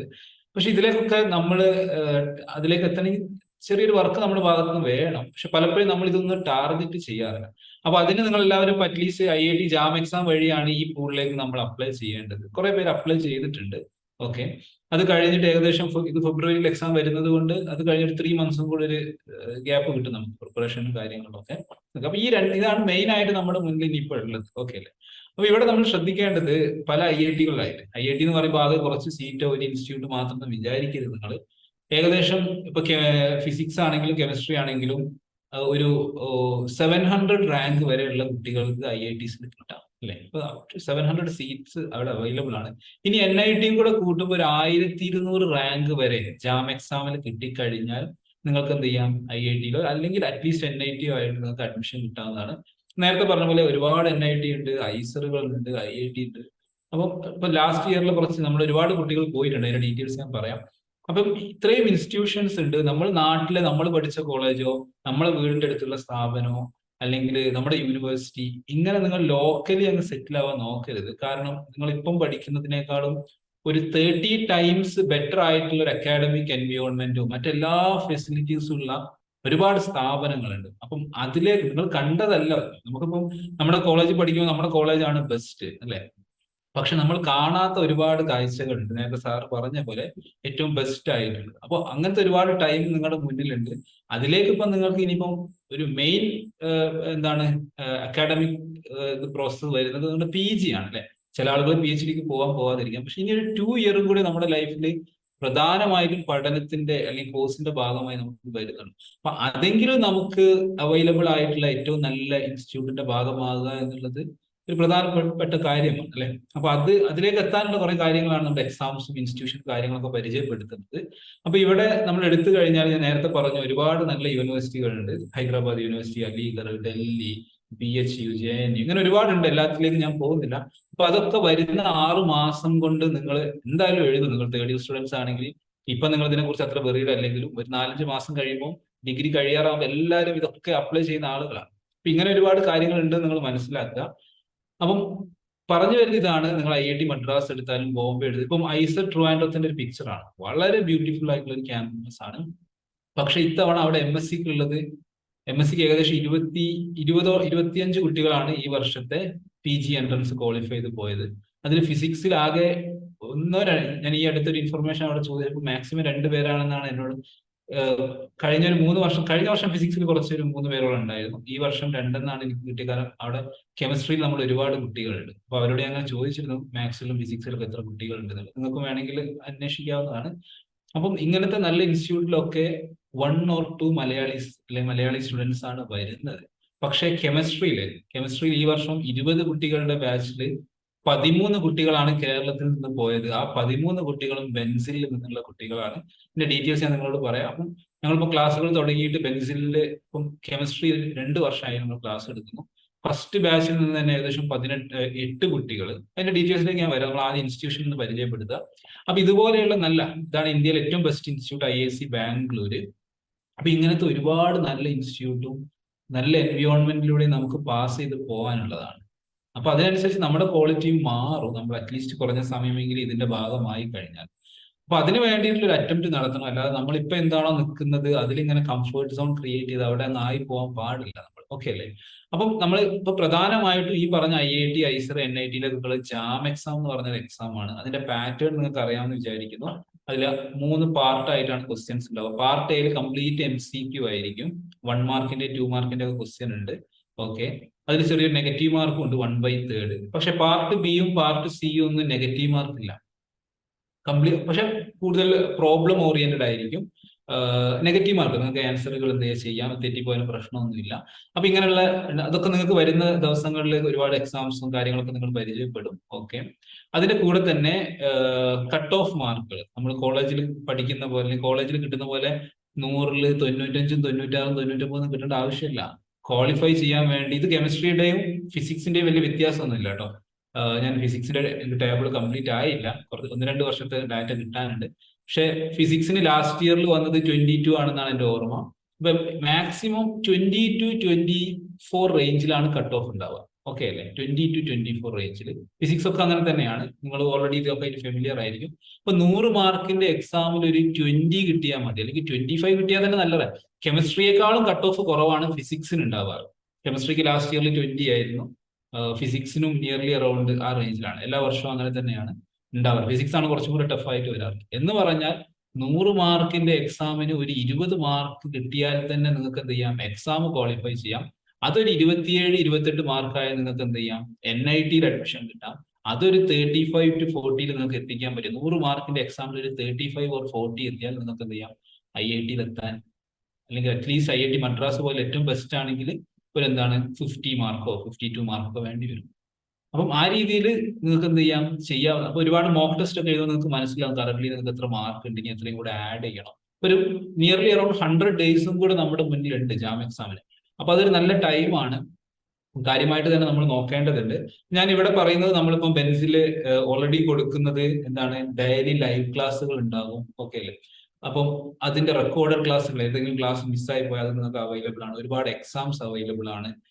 അതേപോലെ തന്നെ മോക്ക് ടെസ്റ്റുകൾ, നിങ്ങൾ എക്സാം എഴുതി കഴിഞ്ഞാൽ, ഫോർ എക്സാമ്പിൾ ഞാൻ ജസ്റ്റ് ഒന്ന് ഒരു എക്സാമിന്റെ ഡീറ്റെയിൽസ് ഒന്ന് കാണിക്കാൻ സ്ക്രീൻ ഷെയർ ചെയ്തോടെ. എന്റെ സ്ക്രീൻ ഇതാണ്. നിങ്ങളിപ്പോൾ വൺസ് നമ്മുടെ ഇൻസ്റ്റിറ്റ്യൂട്ടിന് ഒരു ആപ്പ് ഉണ്ട്. ആപ്പ് ഓപ്പൺ ചെയ്ത് കഴിഞ്ഞാൽ നിങ്ങൾക്ക് എന്ത് ചെയ്യാം, അതിലെല്ലാം നിങ്ങൾ ഏത് ബാച്ചിലാണോ ഉള്ളത് അതിൽ നിങ്ങളുടെ ഡീറ്റെയിൽസ് എല്ലാം കാണാം. ഇപ്പൊ ഞാൻ ഈ വർഷത്തെ ജസ്റ്റ് കെമിസ്ട്രിയുടെ ബാച്ച് ഞാനൊന്ന് ഓപ്പൺ ചെയ്യാണ്. Chemistry jam 24. ഇതാണ് ജാം 24 കെമിസ്ട്രി. നമുക്ക് ഏകദേശം 628ഓളം കുട്ടികളുണ്ട് ജാമിന്റെ കോച്ചിങ് എടുക്കുന്നത്. ഓക്കെ, നിങ്ങൾക്ക് ഇവിടെ കാണാം 628. നമുക്ക് ഫസ്റ്റ് ഇയറിൽ ആദ്യം ഇതുപോലെ, ഇപ്പൊ ഫിസിക്സിൽ നിങ്ങൾക്ക് മീറ്റിംഗിൽ 30 പേരെ കാണാം അല്ലെ. ഇതുപോലെയായിരുന്നു നമ്മുടെ ഫസ്റ്റ് ബാച്ച് 30 പേര്. അതിൽ 8 പേരെ നമ്മൾ IIT-യിലേക്ക് പറഞ്ഞു വിട്ടിട്ടുണ്ട്. അതുകൊണ്ടാണ് സെക്കൻഡ് ഇയറിൽ നമുക്ക് കഴിഞ്ഞ വർഷം നമുക്ക് ഏകദേശം ഒരു 300ഓളം കുട്ടികൾ ഉണ്ടായിരുന്നു. ആ 300ഓളം കുട്ടികൾ IISc-യിൽ, കേരളത്തിൽ നിന്ന് 3 കുട്ടികളാണ് ഇത്തവണ IISc-യിൽ കെമിസ്ട്രി പഠിക്കുന്നത്. 3 പേരും ബെൻസിലുള്ള ആളുകളാണ്. ആ ഡീറ്റെയിൽസിലേക്ക് നമുക്ക് പോകാം. ഇതിന് മുന്നേ നമ്മുടെ പ്ലാറ്റ്ഫോം ഒന്ന് ഞാൻ ഇൻട്രൊഡ്യൂസ് ചെയ്യാം. അപ്പൊ നിങ്ങളുടെ ഫിസിക്സ് ബാച്ചിൽ കയറി എങ്ങനെ ഉണ്ടാവുക, ക്ലാസ്സുകൾ ഓരോ ദിവസം ലൈവ് ആയിട്ട് നിങ്ങൾക്ക് സൂമിലൂടെ അവൈലബിൾ ആയി. ഇനി അത് കഴിഞ്ഞ് നിങ്ങൾക്ക് അറ്റൻഡ് ചെയ്യാൻ പറ്റിയില്ലെങ്കിൽ ജസ്റ്റ് എന്ത് ചെയ്യുക, ആപ്പ് ഓപ്പൺ ചെയ്ത് കഴിഞ്ഞാൽ ജസ്റ്റ് എ മിനിറ്റ്. ഓക്കെ, അതിൽ ജാം 24 ക്ലാസ് എടുത്തു കഴിഞ്ഞാൽ ജസ്റ്റ് ഇത് ഓപ്പൺ ചെയ്യുക. അതിൽ ഓരോ ഫാക്കൽറ്റി, റംഷാദ് എന്റെ വീഡിയോസ് ആണ്, യസാർ, ഗാന, എല്ലാവരും IIT നിന്നുള്ള ഫാക്കൽറ്റീസ് ആണ്. നിങ്ങൾക്ക് ഫിസിക്സിലും അങ്ങനെ തന്നെയാണ്. IIT നിങ്ങൾ കണ്ടിട്ടുണ്ടല്ലോ, നിങ്ങളുടെ ടീച്ചേഴ്സിനെയൊക്കെ ഒന്നും നിങ്ങൾക്ക് പരിചയപ്പെടാം. ഓക്കെ, അപ്പോൾ ഓരോ, ഫോർ എക്സാമ്പിൾ എന്റെ ഫോൾഡറിൽ കയറി കഴിഞ്ഞാൽ ഞാൻ ഓർഗാനിക്, കെമിസ്ട്രിയിലാണെങ്കിൽ ഓർഗാനിക്കും ഇനോർഗാനിക്കും എടുക്കാറുണ്ട്. അപ്പൊ ജസ്റ്റ് ഓർഗാനിക്കിലാണെങ്കിൽ അതൊക്കെ ചാപ്റ്റർ വൈസ് ഫോൾഡേഴ്സ് കാണാം. ഇന്ന് ഞാൻ എടുത്ത ക്ലാസ് ആണ്. അപ്പൊ അതിൽ ഞാൻ ജസ്റ്റ് ഇന്നിപ്പോ 1 ക്ലാസ് ആയിട്ടുള്ളൂ. ചില ക്ലാസ്സിൽ കയറി കഴിഞ്ഞാൽ കംപ്ലീറ്റ്, ഇപ്പൊ നെയിം റിയാക്ഷൻസ് എന്ന് പറയുമ്പോൾ പോയി ഒരുപാട് ക്ലാസ്, 14ഓളം ക്ലാസ് എടുത്തു. അപ്പൊ ഇതുപോലെ ആയിരിക്കും ഫിസിക്സിന്റെയും നിങ്ങൾക്ക് അവൈലബിൾ ആയിട്ടുണ്ടാവും. നിങ്ങൾക്ക് ക്ലാസ് സ്റ്റാർട്ട് ചെയ്യാത്തത് കൊണ്ട് നിങ്ങൾക്ക് ഇപ്പോൾ വീഡിയോസ് കറന്റ് അവൈലബിൾ ആയിരിക്കില്ല. പിന്നെ കംപ്ലീറ്റ് സ്റ്റഡി മെറ്റീരിയൽസ് ഒക്കെ ഓരോരോ ഫോൾഡർ ആയിട്ട് പ്രീവിയസ് ഇയർ ക്വസ്റ്റ്യൻസും അതുപോലെ ഒരുപാട് റീഡിംഗ് മെറ്റീരിയൽസ് അവൈലബിൾ ആണ്. പിന്നെ എക്സാംസ് ആണ് ഏറ്റവും ഇമ്പോർട്ടന്റ്. ഫോർ എക്സാമ്പിൾ ഇതിപ്പോൾ ഞങ്ങൾ നവംബറിലെ എല്ലാ മാസവും മെയിൻ ജാം എക്സാം പോലെയുള്ള എക്സാം നടത്താറുണ്ട്. അപ്പൊ അത് നവംബർ 1 നടത്തിയ എക്സാം ആണ്. അത് ഓപ്പൺ ചെയ്ത് കഴിഞ്ഞാൽ എത്ര കുട്ടികൾ? 407 കുട്ടികൾ എക്സാം എഴുതിയിട്ടുണ്ട്. 628 കുട്ടികൾ. ഓക്കെ അല്ലേ? അതിൽ 407 പേര് എക്സാം എഴുതി. അതിൽ ആവറേജ് സ്കോർ എന്ന് പറഞ്ഞാൽ ഏകദേശം ജാമിന്റെ കട്ട് ഓഫ് ഏകദേശം 20 ഒക്കെയാണ് വരിക. അതേ ലെവലിൽ ഡിഫിക്കൽട്ടി ലെവലുള്ള എക്സാം ആണ് നമ്മൾ കണ്ടക്ട് ചെയ്യാറ്. ഇപ്പൊ 21 ആണ് ആവറേജ് സ്കോർ. അതിൽ ഏറ്റവും ടോപ്പ് വന്നത് 67. ഫിദ എന്ന് പറഞ്ഞൊരു സ്റ്റുഡന്റ് ആണ്. 67 എന്നൊക്കെ പറഞ്ഞാൽ IIT കിട്ടാൻ മോർ ദാൻ ഇനഫ് ആണ്. ഒരു 55 എബോ ഉണ്ടെങ്കിൽ തന്നെ IITs കിട്ടാം. അപ്പം ഇങ്ങനെയാണ് നിങ്ങൾക്ക്. അപ്പം ഫോർ എക്സാമ്പിൾ ഇനിയിപ്പോൾ അതിനുശേഷം നമ്മൾ ഈ സ്റ്റുഡന്റിന്റെ കംപ്ലീറ്റ് ഡീറ്റെയിൽസ് കാണാം. അപ്പം നിങ്ങൾക്ക് ഇതെല്ലാം കാണാൻ കഴിയും. നിങ്ങൾക്ക് നിങ്ങളുടെ റാങ്ക് ഡീറ്റെയിൽസ് എല്ലാം കാണാം. ഫോർ എക്സാമ്പിൾ നിങ്ങളുടെ പ്രൊഫൈൽ ഇപ്പൊ ഫിദ എന്ന് പറഞ്ഞ സ്റ്റുഡന്റ് എടുക്കുകയാണെങ്കിൽ ആൾക്ക് ഔട്ട് ഓഫ് 167 കിട്ടി. നിങ്ങൾക്ക് എന്ത് ചെയ്യാം? വ്യൂ സൊല്യൂഷനിൽ പോയി കഴിഞ്ഞാൽ ജസ്റ്റ് അതേപോലെ നിങ്ങളുടെ പെർഫോമൻസ് കാണാം. ബാച്ച് റാങ്ക് 1 ആണ്, ഇൻസ്റ്റിറ്റ്യൂട്ട് റാങ്ക് 1 ആണ്, എത്രത്തോളം അക്യുറസി ഉണ്ട്. ഇനി നിങ്ങൾക്ക് എക്സാം കഴിഞ്ഞാൽ കംപ്ലീറ്റ് സൊല്യൂഷൻസ് ഓരോ ക്വസ്റ്റ്യന്റെയും എന്താണ് ഫസ്റ്റ് ക്വസ്റ്റ്യൻ, അതിന്റെ സൊല്യൂഷൻ നിങ്ങൾക്ക് താഴെ കാണാം എങ്ങനെയാണ് വന്നത്. അതേപോലെ കംപ്ലീറ്റ് ഡീറ്റെയിൽസ്. ഫോർ എക്സാമ്പിൾ ഈ ക്വസ്റ്റ്യൻ അറ്റൻഡ് ചെയ്യാൻ സ്റ്റുഡന്റ് 2 മിനിറ്റും 32 സെക്കൻഡും എടുത്തിട്ടുണ്ട്. അപ്പൊ നോക്കുമ്പോൾ കാണാം നിങ്ങൾ ഏത് ക്വസ്റ്റ്യൻ ആണ് ആവശ്യമുള്ളത്, ഒരുപാട് ടൈം സ്പെൻഡ് ചെയ്തത്. അപ്പം അങ്ങനെ ചില ചാപ്റ്റേഴ്സിൽ നിങ്ങൾ ഒരുപാട് 10 മിനിറ്റ് 15 മിനിറ്റ് എടുക്കുന്നുണ്ട്, അതൊന്നും കറക്റ്റ് ആവുന്നില്ല. അതൊക്കെ നമുക്ക് മനസ്സിലായി കഴിഞ്ഞാൽ പിന്നീട് വരുന്ന സമയത്ത് എന്ത് ചെയ്യാം, അതൊക്കെ കുറച്ചും കൂടെ റിഫൈൻ ചെയ്യാൻ പറ്റും. അതേപോലെ ഏതൊക്കെയാണ് റോങ് ആയി വന്നിട്ടുള്ളത്, അതേപോലെ കറക്റ്റ് ആൻസേഴ്സ് ഏതൊക്കെയാണ്. അപ്പൊ ഇങ്ങനത്തെ എല്ലാം കംപ്ലീറ്റ്. അതേപോലെ part A, part jam exam നിങ്ങൾക്ക് അറിയാം, പാർട്ട് എയും പാർട്ട് ബിയും MCQ ആണ്. അപ്പൊ അതിൽ ഒന്ന് മാത്രമേ കറക്റ്റ് ഉണ്ടാവുള്ളൂ. എന്നാൽ പാർട്ട് സി എത്തുമ്പോൾ MCQ അല്ലെ മോർ ദാൻ 1 ഉണ്ടാവും. ഫോർ എക്സാമ്പിൾ നമ്മൾ ഇതെടുത്തു കഴിഞ്ഞാൽ 3 എണ്ണം കറക്റ്റ് ആണ്. അപ്പൊ ജാം എക്സാം എങ്ങനെയാണോ അതേപോലെയാണ് നമ്മൾ നമ്മുടെ എല്ലാ മോക്ക് ടെസ്റ്റുകളും കണ്ടക്ട് ചെയ്യാറുള്ളത്. ഇനി പാർട്ട് ഡിയിലേക്ക് പോയ ന്യൂമറിക്കൽ ടൈപ്പ് ആണ് പാർട്ട് ഇ. അങ്ങനെ എന്താണ് 5 പാർട്ടായിട്ടാണ് ജാം എക്സാം. പാർട്ട് എ ഒരു മാർക്കിൻ്റെത്, പാർട്ട് ബി 2 മാർക്കിന്റെ MCQ, പാർട്ട് സി MSQ. ഒരു ക്വസ്റ്റ്യനിൽ തന്നെ ഒന്നിൽ കൂടുതൽ കറക്റ്റ് ആൻസേഴ്സ് ഉണ്ടാവാം. പാർട്ട് ഡി 1 മാർക്കിന്റെ ന്യൂമറിക്കൽ, പാർട്ട് ഇ എന്താണ് 2 മാർക്കിന്റെ 10 ക്വസ്റ്റ്യൻ. ഇങ്ങനെയാണ് ജാം എക്സാമിന് ഉണ്ടാവും. അതേ പാറ്റേൺ ആണ് നമ്മൾ കണ്ടക്ട് ചെയ്യാറ്. ഓക്കെ, അപ്പൊ ഇതാണ് നമ്മുടെ ആപ്പിൽ ഒരുപാട് ഫീച്ചേഴ്സ് ഉണ്ട്. ഞാൻ എല്ലാം ഇപ്പൊ നമുക്ക് ടൈം ഇല്ലാത്തത് കൊണ്ട് ഞാൻ പറയുന്നില്ല. അപ്പൊ ഇത് ഓരോ സ്റ്റുഡൻസിനും അവരുടെ പ്രൊഫൈലും. അത് മാത്രമല്ല ഒരു സ്റ്റുഡന്റിന്റെ പ്രൊഫൈലിൽ പോയി കഴിഞ്ഞാൽ ഫോർ എക്സാമ്പിൾ നമുക്ക് കംപ്ലീറ്റ് അവർ എത്ര എക്സാം എഴുതി നിങ്ങൾക്കും കാണാം. ഫോർ എക്സാമ്പിൾ നമ്മളിപ്പോ ഈ സ്റ്റുഡന്റ് ഇതിൽ പോവുകയാണെങ്കിൽ അപ്പൊ നിങ്ങൾക്ക് നിങ്ങളുടെ കംപ്ലീറ്റ് പെർഫോമൻസ് എന്ത് ചെയ്യാൻ പറ്റും, കാണാൻ പറ്റും. For example 1 minute. പെർഫോമൻസിൽ പോയി കഴിഞ്ഞാൽ എത്ര എക്സാമുകൾ എഴുതിയിട്ടുണ്ട്, ഏതൊക്കെ ഡേറ്റിലാണ്, ഓരോ എക്സാമിന്റെ സ്കോർ എന്താണ്. അപ്പൊ ഇതെല്ലാ ഡാറ്റയും നിങ്ങൾക്ക് നിങ്ങളുടെ പെർഫോമൻസ് കമ്പയർ ചെയ്യാം, മറ്റുള്ള കുട്ടികളുമായിട്ട് കമ്പയർ ചെയ്യാം. നിങ്ങൾ തന്നെ എവിടെയാണ് നിങ്ങളുടെ വീക്ക് പോയിന്റ്, ഏത് ചാപ്റ്റേഴ്സ് ആണ് നിങ്ങൾക്ക് പ്രയാസമുള്ളത്. ഫോർ എക്സാമ്പിൾ തെർമോഡൈനാമിക്സ് ആണോ അല്ലെങ്കിൽ സോളിഡ് സ്റ്റേറ്റ് ആണോ, അതിന് നിങ്ങൾ കൂടുതൽ ടൈം സ്പെൻഡ് ചെയ്യുകയും മാർക്ക് കിട്ടുന്നില്ല എന്നൊക്കെ വരുന്നുണ്ടെങ്കിൽ അതൊക്കെ നമുക്ക് അനലൈസ് ചെയ്തിട്ട് ഒരു ഇംപ്രൂവ്മെന്റിനുള്ള ഒരു ചാനൽ ഈവൻ ടീച്ചേഴ്സിനും സജസ്റ്റ് ചെയ്യാൻ പറ്റും. കാരണം നിങ്ങളുടെ കംപ്ലീറ്റ് പ്രൊഫൈൽ നമുക്ക് അവൈലബിൾ ആണ്. അപ്പൊ നിങ്ങൾക്ക് എന്താണ് ഇംപ്രൂവ് ചെയ്യാൻ വേണ്ടി തരേണ്ട, നമുക്ക് ഈസി ആയിട്ട് നിങ്ങൾക്ക് വേണ്ട ഗുഡ് കമന്റ്സ് തരാൻ പറ്റും. ഓക്കെ അല്ലേ? അപ്പൊ നമ്മൾ പറഞ്ഞു വരുന്നത്, അപ്പൊ ആപ്പിൽ ഇതുപോലെ complete study material, videos, exams, ഇതേപോലെ ഈ ഡീറ്റെയിൽസ് എല്ലാം നിങ്ങൾക്ക് അവൈലബിൾ ആണ്. ഓൾറെഡി റുട്ടീനായിട്ട് ചെയ്തുകൊണ്ടിരിക്കുന്നതാണ്. ഓക്കെ, ദെൻ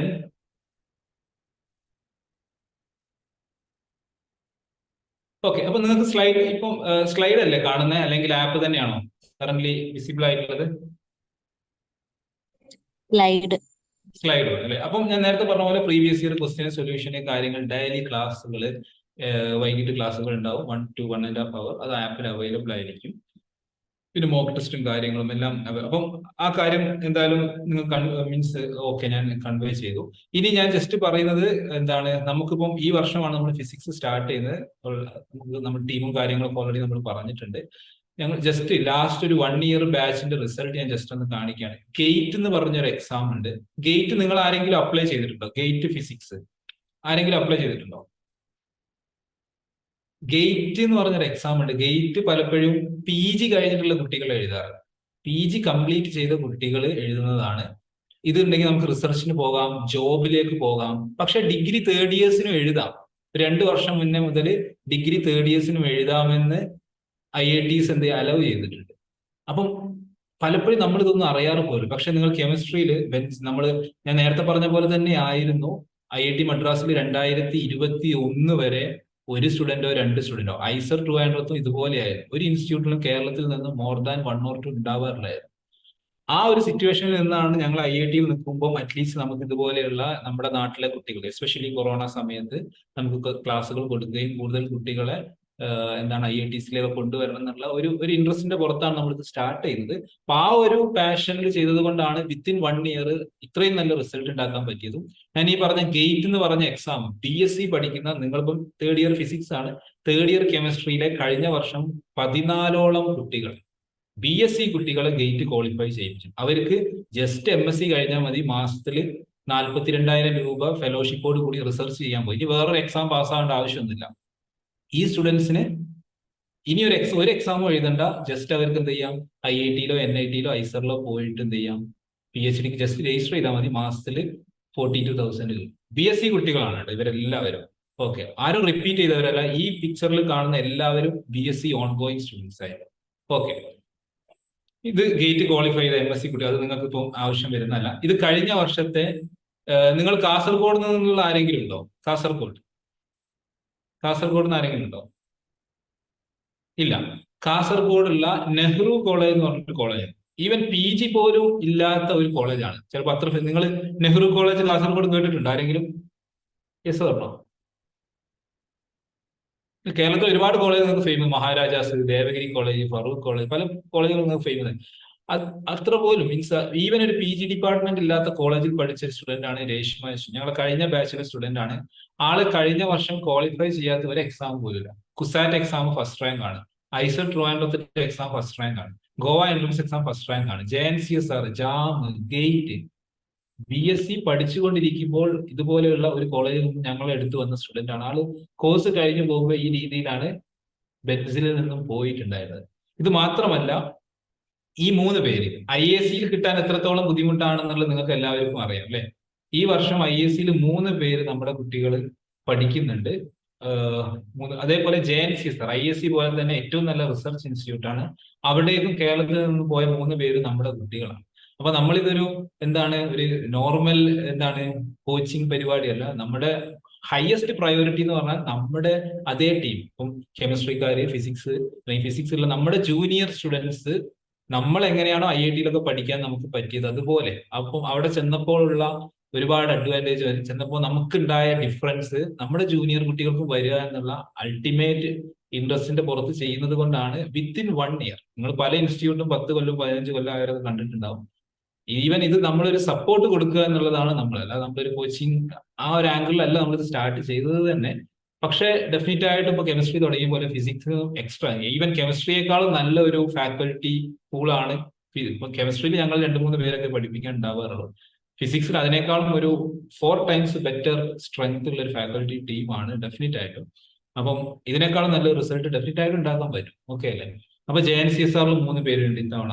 നിങ്ങൾക്ക് നോക്കാം കേട്ടോ. കഴിഞ്ഞ വർഷം, എനിക്ക് അതിന്റെ 2 വർഷം മുന്നേ നിങ്ങളെ കോളേജിൽ നിന്നോ കേരളത്തിൽ നിന്നോ ഈ പറയപ്പെട്ട ഇൻസ്റ്റിറ്റ്യൂട്ടിലൊക്കെ എത്ര പേര് പഠിച്ചിട്ടുണ്ട് എന്നുള്ളത് നിങ്ങളുടെ ആരെങ്കിലും പരിചയത്തിലൊക്കെ ഉണ്ടെങ്കിൽ നമുക്ക് ചോദിക്കാവുന്നതാണ്. ഈ കറന്റ് ഇയറിൽ ഞാൻ നേരത്തെ പറഞ്ഞ പോലെ ഇത് NIT കാലിക്കറ്റ് ഇത്തവണ ഷോർട്ട് ലിസ്റ്റ് ചെയ്ത കുട്ടികളുടെ റാങ്ക് ലിസ്റ്റ് ആണ്. MScക്ക് വേണ്ടി നിങ്ങൾക്ക് കാണാം. ആകെ നമ്മുടേതല്ലാതെ 4 പേരേ ഉള്ളൂ. ബാക്കി എല്ലാവരും സോറി, ഇത് 1 minute. ഓക്കെ, ഇതാണ് ലെഫ്റ്റ് സൈഡിലുള്ള ടേബിൾ ആണ് ഞാൻ പറഞ്ഞത്. NIT കാലിക്കറ്റ്. റൈറ്റ് സൈഡിൽ ഐസർ ട്രിവാൻഡ്രത്തുള്ള 20 കുട്ടികളിൽ 13 പേരും ബെൻസിലിൽ നിന്നുള്ളതാണ് ഈ വർഷത്തെ. ഇതൊക്കെ നിങ്ങളുടെ സീനിയേഴ്സ് ഉണ്ടെങ്കിലോ അല്ലെങ്കിൽ നിങ്ങൾക്ക് ഡാറ്റ പരിശോധിക്കാവുന്നതാണ്. ഞാൻ അങ്ങനെ പറയുന്നതല്ല, ഞങ്ങൾക്ക് വലിയൊരു കാര്യം കഴിഞ്ഞ അക്കാഡമിക് ഇയറിൽ ചെയ്യാൻ പറ്റിയിട്ടുണ്ട്. അത് ആ ഒരു കോൺഫിഡൻസിലാണ് നമ്മൾ ഡെഫിനറ്റ് ആയിട്ടും ഈ ഒരു സപ്പോർട്ട് ഫിസിക്സിലേക്കും നമുക്ക് ഡെഫിനറ്റ് ആയിട്ട് കൊടുക്കണം. അപ്പം അതിലാണ് നമ്മളിത് സ്റ്റാർട്ട് ചെയ്തത്, ആ ഒരു പെർസ്പെക്റ്റീവിൽ. Okay, fine. ഇനി അതേപോലെ തന്നെ ഇതൊക്കെ കഴിഞ്ഞ വർഷത്തെ ഇതോടുകൂടി ഞാൻ ഫൈനലൈസ് ചെയ്യാണ്.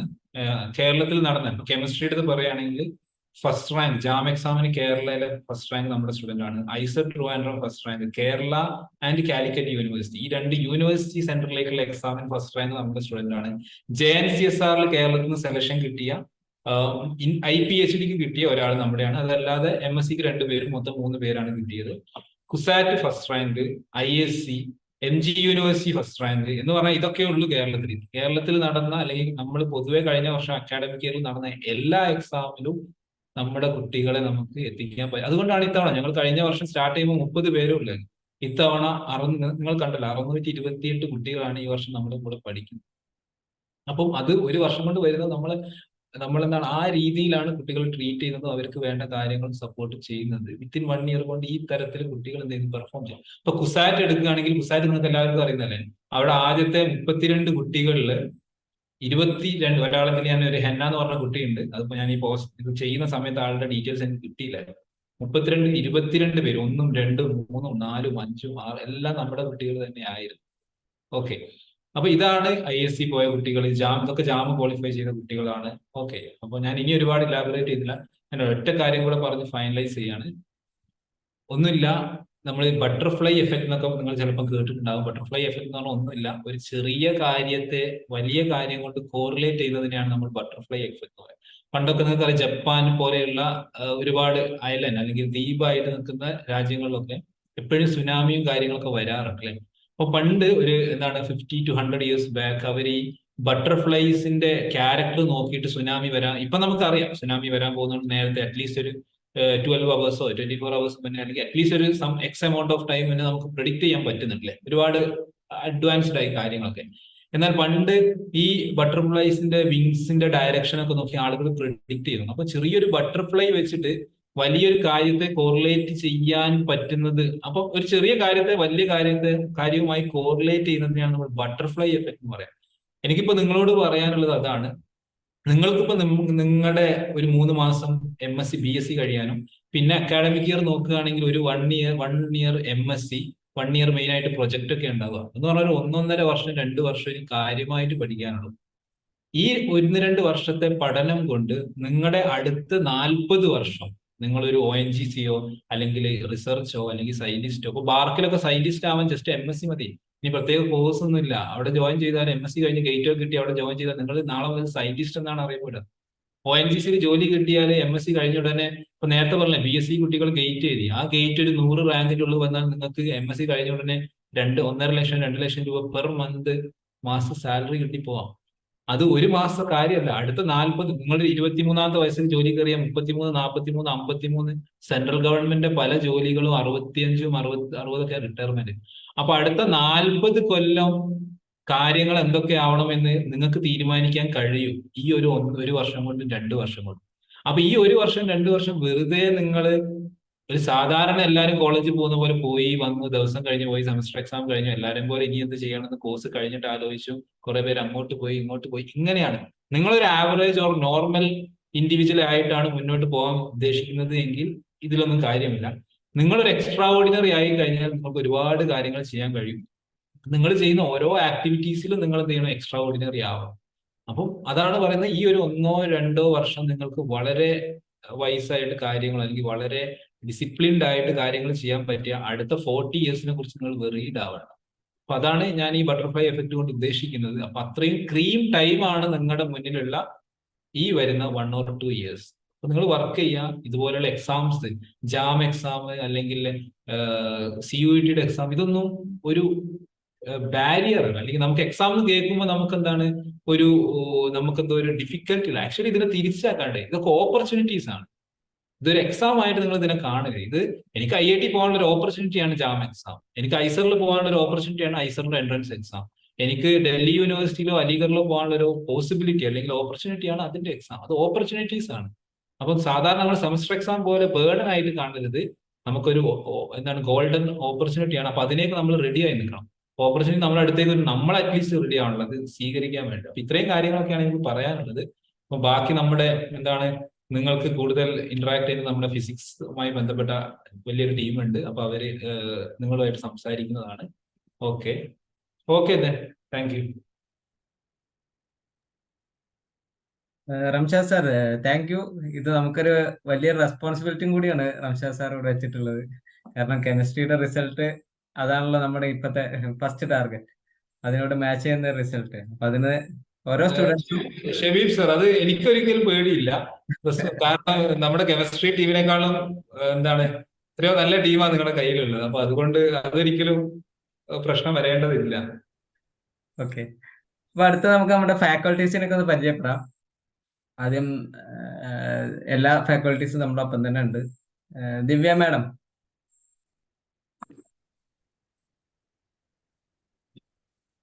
Good evening all. ഞാൻ ഇവിടെ മുംബൈയിൽ നിന്നാണ് പറയുന്നത്. ഞാൻ ഇപ്പോൾ ഒരു റിസർച്ച് അസോസിയേറ്റഡ് വർക്ക് ചെയ്യാണ് ബാബ അറ്റോമിക് റിസർച്ച് സെന്റർ മുംബൈയിലാണ്. അപ്പം ഞാൻ പി ജിയും യു ജി ഒക്കെ ചെയ്തത് കാലിക്കറ്റ് യൂണിവേഴ്സിറ്റിയുടെ കീഴിലുള്ള കോളേജുകളിലാണ്. ഞാൻ എൻ്റെ BSc ചെയ്തത് ഗവൺമെന്റ് കോളേജ് മലപ്പുറത്ത് നിന്നാണ്. പിന്നെ ഞാൻ PG ചെയ്തത് NSS കോളേജ് ഒറ്റപ്പാലത്ത് നിന്നാണ്. അപ്പൊ ആ സമയത്തൊന്നും ഒരു വലിയ ഐഡിയ ഉണ്ടായിരുന്നില്ല നമ്മൾ എങ്ങനെ ഈ IIT-ലും അല്ലെങ്കിൽ ഇങ്ങനെ വലിയ നാഷണൽ ഇൻസ്റ്റിറ്റ്യൂട്ടിലും എത്തിച്ചേരുന്നു. അന്നൊക്കെ തോന്നുന്നു കേരളത്തിൽ ഒരു കോച്ചിങ് സെന്റർ പോലും ഇല്ല. ഒരു 10 വർഷം മുന്നത്തെ കാര്യമാണ് ഞാൻ പറയുന്നത്. അപ്പൊ നിങ്ങൾക്ക് കിട്ടുന്ന ഒരു വലിയ ഓപ്പർച്യൂണിറ്റിയാണ്. ഈവൻ നിങ്ങൾക്ക് എവിടെയും പോകണ്ട, ഓൺലൈനിൽ ഇരുന്ന് നിങ്ങൾക്ക് ക്ലാസ്സുകൾ കേൾക്കാം. എന്റെ ഒരു സമയത്ത് എനിക്ക് വേറൊരു സിറ്റിയിൽ പോകണമായിരുന്നു. അപ്പം MSc കഴിഞ്ഞിട്ട് അപ്പൊ എനിക്ക് ഒരു നല്ല ഇൻസ്റ്റിറ്റ്യൂട്ടിൽ പോയി പഠിക്കണം എന്ന ആഗ്രഹത്തോടു കൂടി ഞാൻ ഒരാളെ പരിചയമില്ലാതെ ഞാൻ ഹൈദരാബാദിലോട്ട് പോയി എനിക്കൊരു ക്ലാസ് അറ്റൻഡ് ചെയ്യാൻ വേണ്ടിയിട്ട്. ഞാൻ അങ്ങനെ ഒരു ഫോക്കസ്ഡ് ആയിട്ട് പ്രിപ്പയർ ചെയ്തിട്ട് ആ സമയം ഞാൻ എക്സാം എഴുതിയപ്പോൾ എനിക്ക് ഓൾമോസ്റ്റ് ഞാൻ എല്ലാ എക്സാമും ക്വാളിഫൈ ചെയ്തു. ഞാൻ ഗേറ്റ് ക്വാളിഫൈ ചെയ്തു, CSIR JRF ക്വാളിഫൈ ചെയ്തു, ജസ്റ്റ് എന്ന് പറഞ്ഞൊരു എക്സാം ഉണ്ട് അത് ക്വാളിഫൈ ചെയ്തു, ബാർക്കിന്റെ എക്സാം ക്വാളിഫൈ ചെയ്തു. അപ്പൊ എനിക്ക് തോന്നുന്നു ഒരു ഫോക്കസ്ഡ് ആയിട്ട് നമ്മൾ പഠിക്കുമ്പോഴാണ് നമുക്ക് ഇങ്ങനത്തെ എൻട്രൻസ് എക്സാം ക്വാളിഫൈ ചെയ്യാൻ പറ്റുള്ളൂ. ഓക്കെ, നമ്മൾ UG-ലും PG-ലും നമുക്ക് ഒന്നാമത് എനിക്ക് ആ സമയത്ത് എനിക്ക് ഇപ്പോഴത്തെ ഒരു കാര്യം അറിഞ്ഞുകൂടാ, നമുക്കൊരു പ്രത്യേകിച്ച് ഒരു ഗൈഡൻസ് അന്ന് കിട്ടുന്നുണ്ടായിരുന്നില്ല എങ്ങനെ നമ്മൾ ഇവിടെ എത്തിപ്പെടുന്നുള്ളത്. പിന്നെ നമ്മൾ യൂണിവേഴ്സിറ്റി ലെവലിലേ പഠിക്കുള്ളൂ അവിടുത്തെ എക്സാമിന് സ്കോർ ചെയ്യാൻ വേണ്ടിയിട്ട്. അപ്പൊ കൂടുതൽ തിയറി ബേസ്ഡ് ആണ് പഠിക്കുക. അപ്പൊ നമ്മൾ ഒരിക്കലും ഒരു പ്രോബ്ലം ബേസ്ഡ് പഠിക്കുന്ന ഒരു സ്വഭാവം നമുക്കില്ല. അപ്പോൾ ഈ എൻട്രൻസ് എക്സാമിന് എന്താ പ്രോബ്ലംസ് ആണ് വരിക. അപ്പൊ നമുക്ക് സോൾവ് ചെയ്യാൻ സ്കിൽ തന്നെ വേണം. അപ്പൊ ആ സ്കിൽ നമ്മൾ ഡെവലപ്പ് ചെയ്യാൻ തന്നെ വേണം. അപ്പൊ അങ്ങനെ ഒരു ഇതാണ്. അപ്പം അത് കഴിഞ്ഞപ്പോൾ ഞാൻ IIT മദ്രാസിൽ PhD-ക്ക് ജോയിൻ ചെയ്തു. അവിടെ നിന്ന് PhD കഴിഞ്ഞിട്ട് ഞാൻ 1.5 വർഷത്തോളം പുറത്ത് പോസ്റ്റ് ഡോക്ക് ചെയ്തിട്ടുണ്ടായിരുന്നു. ഫ്രാൻസിലാണ് ചെയ്തത്. അത് കഴിഞ്ഞിട്ട് ഞാൻ ഐസർ പൂനെയിൽ റിസർച്ച് അസോസിയേറ്റ് വർക്ക് ചെയ്തു. ഇപ്പൊ ഞാൻ മുംബൈയിലാണ് ബാബ അറ്റോമിക് റിസർച്ച് സെന്ററിലാണ് വർക്ക് ചെയ്യുന്നത്. അപ്പൊ ഇത്രയും കാലത്തെ ഒരു എക്സ്പീരിയൻസിൽ ഞാൻ നിങ്ങളോട് പറഞ്ഞത് നമ്മളെപ്പോഴും ഒരു ഡ്രീം എന്നുള്ളത് വലിയ തന്നെ സെറ്റ് ചെയ്യണം. നമ്മൾ നല്ലൊരു ഇൻസ്റ്റിറ്റ്യൂട്ടിൽ എനിക്ക് പഠിക്കണം. അത് എന്തിനാ പഠിക്കുന്നത് ചോദിച്ചാൽ നമുക്ക് കിട്ടുന്ന എക്സ്പോഷർ, നമുക്ക് അവിടെ കിട്ടുന്ന ഫെസിലിറ്റീസ്, ഓക്കെ, നമുക്ക് അവിടെ നിന്ന് ഒരു വലിയൊരു ജമ്പ് നമുക്ക് കിട്ടും അവിടെ നിന്ന്. അപ്പൊ അതിനാണ് ഒരു പക്ഷെ നമുക്ക് നാട്ടിൽ തന്നെ പഠിക്കുമ്പോൾ നമ്മൾ കുറച്ചും കൂടി എന്താ പറയാ നമ്മളെ ചിന്താഗതിയും ചെറുതായി പോകുന്ന എനിക്ക് തോന്നിയിട്ടുണ്ട്. അതായത് പുറത്ത് കഴിയുമ്പോൾ നമുക്ക് കുറച്ചും കൂടി ഒരു വലിയൊരു ആൾക്കാരായിട്ട് ഇന്ററാക്ട് ചെയ്യണം, സംസാരിക്കാനൊക്കെ ഒരു അവസരം നിങ്ങൾക്ക് കിട്ടും. അപ്പം എല്ലാവരോടും എനിക്ക് പറയാനുള്ളത്, നിങ്ങൾ എന്താണോ വേണ്ടത് അതിനുവേണ്ടി നന്നായി എയിം ചെയ്യണം. ഫോക്കസ് ആണ് നമുക്ക് പ്രധാനപ്പെട്ട കാര്യം. ഓക്കെ, അപ്പൊ അതിനുവേണ്ടി നന്നായിട്ട് ഫോക്കസ് ചെയ്യണം, നന്നായിട്ട് വർക്ക്ഔട്ട് ചെയ്യണം. അപ്പം ഞങ്ങൾ ഒരു ഗൈഡൻസ് കൂടെ നിങ്ങൾക്ക് കിട്ടും. അപ്പോൾ ആ ഒരു 2 കാര്യങ്ങളും കൂടി ആകുമ്പോൾ നിങ്ങൾക്ക് ഒബ്വിയസ്ലി നിങ്ങൾക്ക് അത് ആ ഒരു നിങ്ങളുടെ ഡ്രീംസ് നിങ്ങൾക്ക് അച്ചീവ് ചെയ്യാൻ പറ്റുന്ന ഞങ്ങൾക്ക് ഉറപ്പാണ്. അപ്പോൾ എല്ലാവർക്കും ഓൾ ദ ബെസ്റ്റ്. ഇവിടെ ഞാൻ പറഞ്ഞു ബാർക്കിലൊക്കെ MSc ആണ് അവർക്കുള്ള ഇത്. അവർക്ക് MSc കഴിഞ്ഞാൽ സയന്റിഫിക് ഓഫീസറായിട്ട് കിട്ടും. അത് കഴിഞ്ഞാൽ നമുക്ക് ഇവിടെ ഈവൻ സയൻസുകാർക്ക് ഒരു അഡ്വാൻറ്റേജ് പറഞ്ഞാൽ ഇവിടെ അവർക്ക് PhD ചെയ്യാം. അതിന് അവർ സെയിം നമുക്ക് വേറെ ഫെലോഷിപ്പ് ഒന്നല്ല, അവരുടെ സാലറി തന്നെയാണ്. Even after PhD they are allowing you to go to post doc. നമുക്ക് വേണമെങ്കിൽ ഹയർ സ്റ്റഡീസ് ഈവൻ പോവാം. അപ്പൊ അങ്ങനെ ഒരു അഡ്വാൻറ്റേജ് ഇങ്ങനത്തെ ഇൻസ്റ്റിറ്റ്യൂട്ടിലൊക്കെ ഉണ്ട്. അപ്പം ഇതും നിങ്ങൾക്ക് എയിം ചെയ്യാവുന്നതാണ്. ഇവിടെ വളരെ കുറച്ച് മലയാളീസ് ഒക്കെയാണ് സയൻസ് സ്ട്രീമിൽ വരുന്നുള്ളൂ. അപ്പോൾ ബാർക്കിന്റെ എക്സാം അല്ലെങ്കിൽ ഗേറ്റ് ക്വാളിഫൈ ചെയ്താലും നിങ്ങൾക്ക് ഇവിടേക്ക് വന്നുപെടാം. അപ്പൊ ഒരു ഈവൻ എനിക്ക് നോക്കുകയാണെന്ന് വെച്ചാൽ ഞാൻ സയൻസിൽ അക്കാഡമിക് ജോബ് കഴിഞ്ഞു കഴിഞ്ഞാൽ ഏറ്റവും കൂടുതൽ ഒരു നല്ലൊരു ജോബാണ് ഇവിടെ കിട്ടുന്നത്. അപ്പൊ ഇങ്ങനത്തെ കാര്യങ്ങളൊക്കെ നിങ്ങൾക്ക് എയിം ചെയ്യാവുന്നതാണ്. അപ്പൊ ഞാൻ പറയുകയാണെന്ന് വെച്ചാൽ set your dream, work for that and focus on that. അങ്ങനെ ഒരു ഇതുണ്ടെങ്കിൽ മാത്രമേ നമുക്ക് കിട്ടുള്ളൂ. അപ്പൊ നമ്മളെ ജോബ് ഒരു ആംബിഷൻ അല്ലെങ്കിൽ നമ്മുടെ ഡ്രീമിന് വേണ്ടി നമ്മൾ നന്നായിട്ട് വർക്ക്ഔട്ട് ചെയ്യണം. ഒപ്പം ഞങ്ങളുടെ ഒരു ഗൈഡൻസ് നിങ്ങൾക്ക് ഉണ്ടാവും. അപ്പം I wish all the best for every one. So will be meeting again. Okay, bye. Divya ma'am, thank you. അപ്പൊ ഇനി അടുത്തതും നമുക്കൊരു ഫ്രാൻസിൽ നിന്ന് തന്നെയാണ് ആളുള്ളത്. Sayub sir, please. Hello, good evening. കേൾക്കുന്നുണ്ടല്ലോ അല്ലേ പറയുന്നത്? റെഡി. അപ്പോൾ എൻ്റെ പേര് സയൂബ്. ഞാനിപ്പോ വർക്ക് ചെയ്യുന്നത് ഫ്രാൻസിലെ ലിറ്ററൽ കോട്ട് യൂണിവേഴ്സിറ്റിയിൽ റിസർച്ച് എഞ്ചിനീയർ ആയിട്ട് വർക്ക് ചെയ്യാണ്. ഞാൻ പഠിച്ചിരുന്നത് BSc പഠിച്ചത് കോഴിക്കോട് ZGC കോളേജിലായിരുന്നു. പിന്നെ MSc കൊച്ചിൻ യൂണിവേഴ്സിറ്റിയിൽ കുറച്ചുകൂടി സ്പെഷ്യലൈസ്ഡ് ആയിട്ട് മറൈൻ ജിയോ ഫിസിക്സ് ആയിരുന്നു. പിന്നീട് IIT മദ്രാസിൽ ഓഷ്യൻ ഒപ്റ്റിക്സിലാണ് PhD ചെയ്തത്. പിന്നെയാണ് ഞാൻ ഇങ്ങോട്ട് ഫ്രാൻസിലേക്ക് വന്നത്. ഇവിടെ പോസ്റ്റ് ഡോക്കും ഒക്കെ ആയിട്ട് ഒരു 4 വർഷമായി. അപ്പോ ഈ ഒരു ഓപ്പർച്യൂണിറ്റി ഏറ്റവും നല്ല രീതിയിൽ ഉപയോഗിക്കണമെന്നാണ് എൻ്റെ വിദ്യാർത്ഥി സുഹൃത്തുക്കളോട് എനിക്ക് പറയാനുള്ളത്. നമ്മള് നമ്മള് നമ്മൾ പഠിക്കുന്ന സ്ഥാപനങ്ങൾ, നമ്മൾ അസോസിയേറ്റ് ചെയ്യുന്ന സ്ഥാപനങ്ങൾ നമ്മുടെ ലൈഫിൽ ഒരുപാട് ഇമ്പാക്ട് ഉണ്ടാക്കും. പ്രത്യേകിച്ചും നമ്മൾ ജോലിക്ക് അപ്ലൈ ചെയ്തിട്ട് ആ ജോലിക്ക് സെലക്ട് ചെയ്യുന്ന ആളുടെ ഒരു സ്ഥാനത്ത് നിന്നുകൊണ്ട് നിങ്ങൾ ചിന്തിച്ചു നോക്കി കഴിഞ്ഞാൽ അയാളുടെ മുന്നിൽ ഒരു 100 CV-കളുണ്ട്. ആ CV-യിൽ 100 എണ്ണത്തിൽ എങ്ങനെ സെലക്ട് ചെയ്യണം എന്നുള്ളതിൽ നമ്മൾ അപ്ലൈ ചെയ്യുന്ന നമുക്കുള്ള അതേ ടെൻഷൻ അല്ലെങ്കിൽ അതിനേക്കാൾ ഏറെ ടെൻഷൻ ആ ജോലിക്ക് നമ്മൾ എടുക്കാൻ വേണ്ടി സെലക്ട് ചെയ്യുന്ന ആൾക്കുണ്ടാവും. അപ്പൊ ഈ 500 അല്ലെങ്കിൽ 100 500 എത്രയോ CV-കൾ ഉള്ളതെന്ന് ഒന്ന് സെലക്ട് ചെയ്യാൻ അയാൾക്ക് എളുപ്പത്തിൽ ചെയ്യാൻ കഴിയുന്ന ഒരു സംഗതി എന്താ വെച്ചാല് നിങ്ങളെ സ്ഥാപനങ്ങളെ നോക്കി സോർട്ട് ചെയ്യുക എന്നുള്ളതാണ്. ഒന്ന് മാർക്കൊക്കെ നോക്കും, 2 സ്ഥാപനങ്ങളെ നോക്കിയിട്ട് സോർട്ട് ചെയ്യാം. അപ്പോൾ IIT എന്നുള്ള ഒരു പേര് അവിടെ കണ്ടാൽ അയാൾക്ക് വളരെ എളുപ്പമാണ് അതിനെ ഒന്ന് ഷോർട്ട് ലിസ്റ്റ് ചെയ്ത് അവിടെ വെക്കുക എന്നുള്ളത്.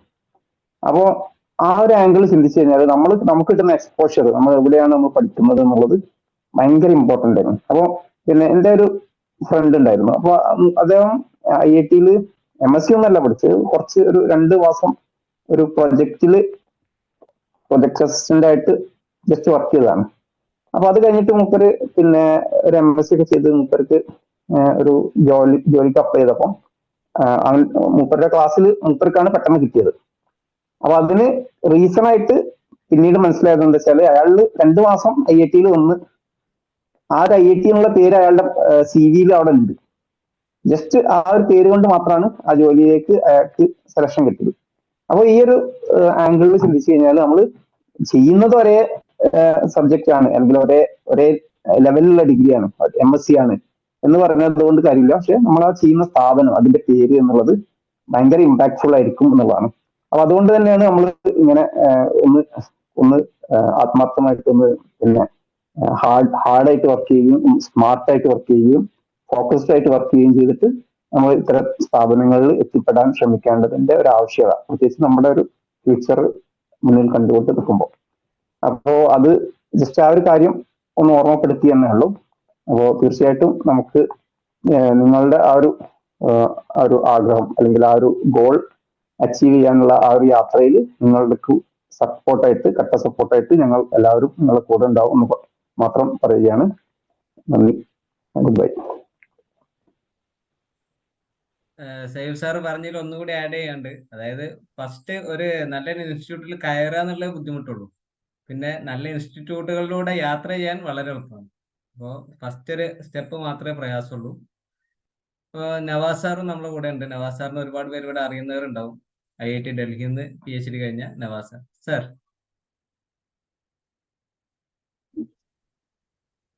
Good evening.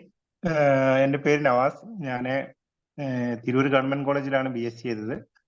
അതിനുശേഷം NIT കാലിക്കറ്റിൽ നിന്ന് PG ചെയ്ത് PG ഫോട്ടോണിക്സിലായിരുന്നു. MSc ടെക് ഫോട്ടോണിക്സ് ചെയ്ത് 3 വർഷമായിരുന്നു. അതിനുശേഷം IIT ഡൽഹിയിൽ PhD. അതിനുശേഷം 1 വർഷം മൈസർ ട്രിവാൻഡ്രത്തുണ്ടായിരുന്നു, പോസ്റ്റ് ഡോക്ക് ചെയ്തു. അതിനുശേഷം Bangalore centre for nano and soft matter സയൻസിൽ 2 വർഷം പോസ്റ്റ് ഡോക്ക് ചെയ്തു. ഞാൻ അസിസ്റ്റന്റ് പ്രൊഫസറായിട്ട് വർക്ക് ചെയ്യാണ്. അപ്പോൾ ഞാനിപ്പോൾ നിങ്ങളെപ്പോലുള്ള കുട്ടികളെ പഠിപ്പിച്ചുകൊണ്ടിരിക്കുകയാണ്. അപ്പം നിങ്ങളുടെ ലക്ഷ്യം എന്താണെന്നും നിങ്ങൾ എങ്ങനെയാണെന്നൊക്കെ വളരെ കൃത്യമായിട്ട് അറിയാം.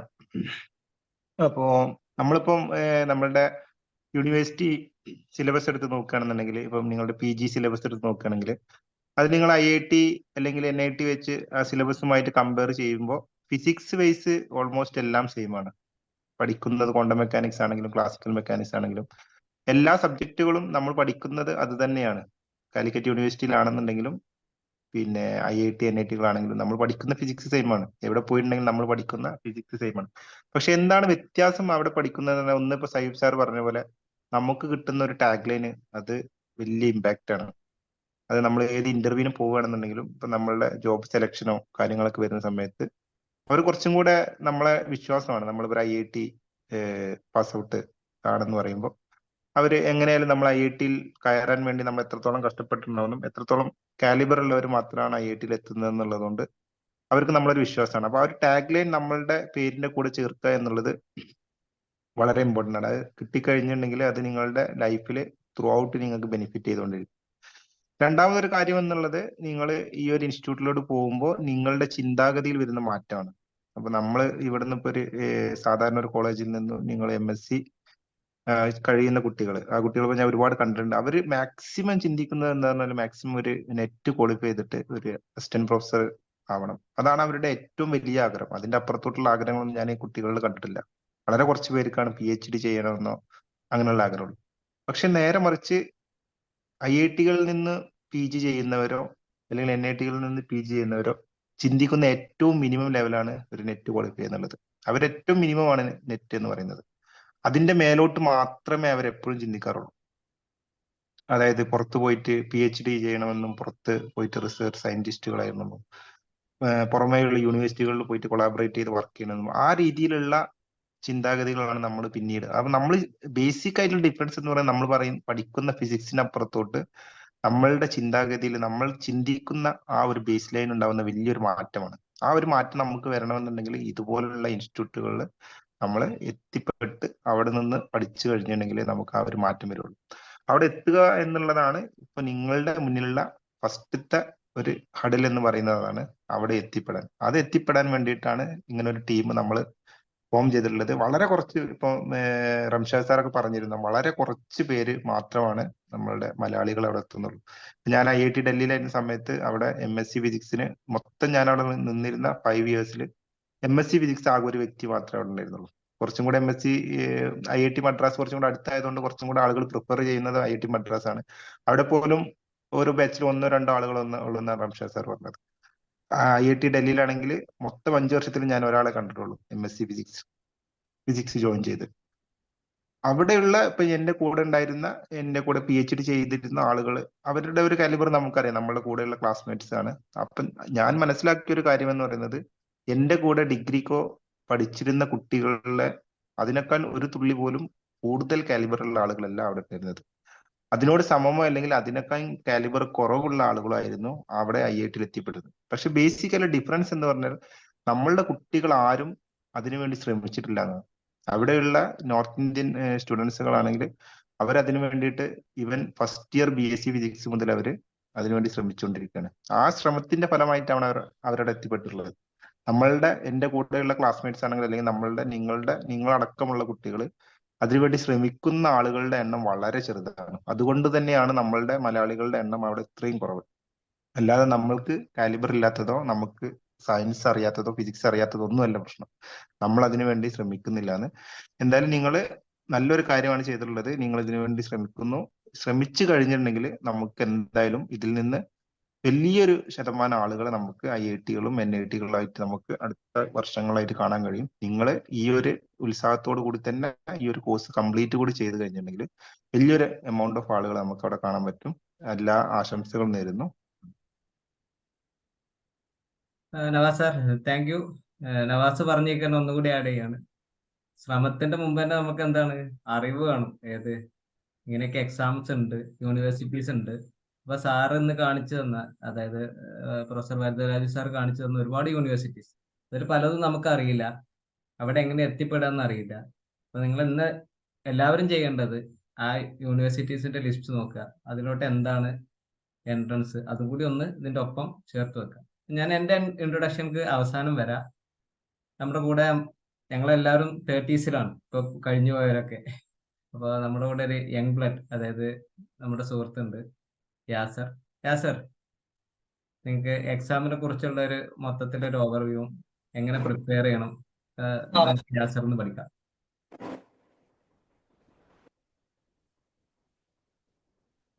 ഒരു ഇൻട്രോ തന്നോളൂ കേട്ടോ.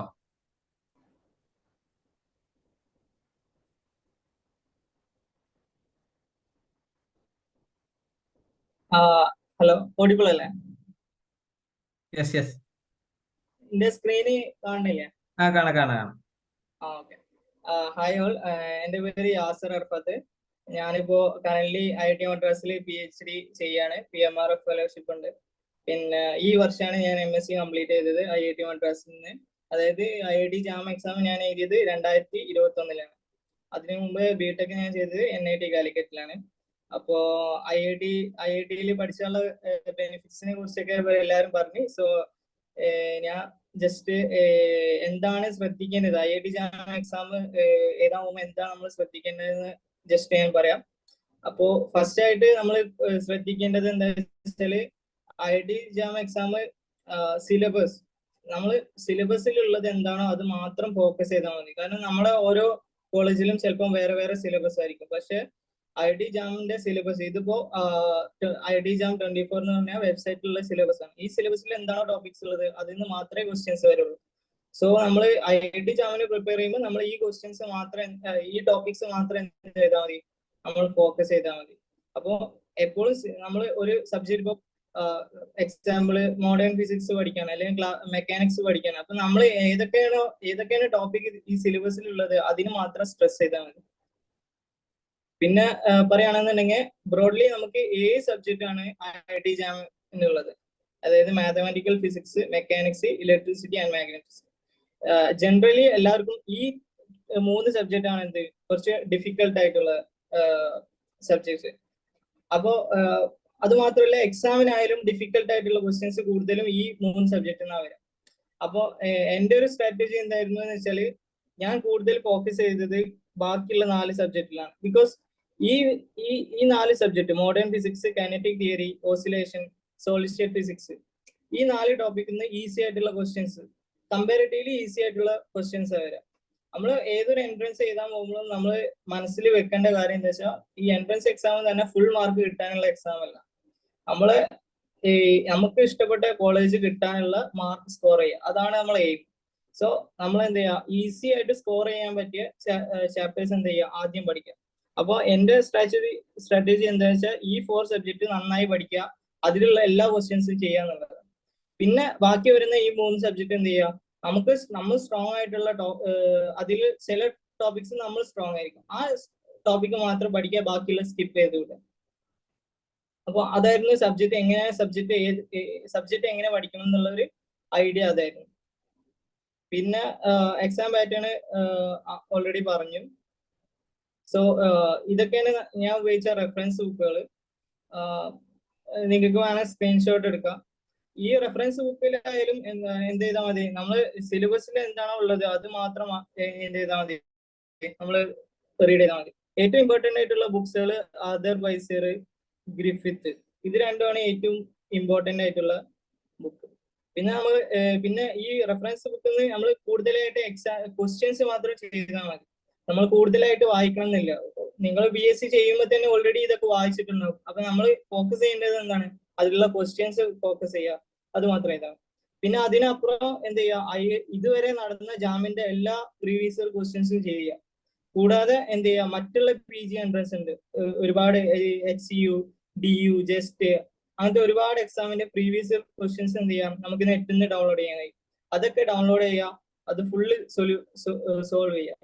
പിന്നെ അതിന്റെ പുറമെ ടെസ്റ്റ് സീരീസ് നമ്മൾ ലാസ്റ്റ് ഒരു ജനുവരി എൻഡ് ഒക്കെ ആകുമ്പോൾ എന്ത് ചെയ്യുക, ടെസ്റ്റ് സീരീസ് അറ്റൻഡ് ചെയ്യുക. ഇതാണ് ഞാൻ ചെയ്തിരുന്ന ഒരു strategy.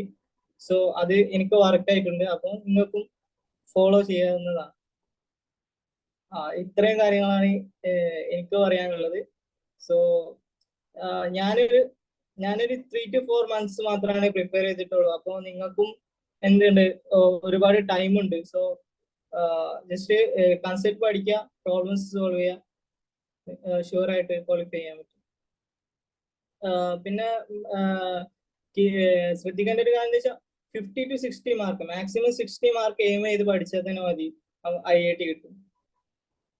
So with that, thanks. Yasar, ഈ PMRF എന്താന്ന് പോലും നമ്മളെ കുട്ടികൾക്കൊന്ന് പറഞ്ഞു കൊടുത്താൽ ഉപകാരമായിരിക്കും. ഓക്കെ, ടാർഗറ്റ് ആയി കിടക്കട്ടെ.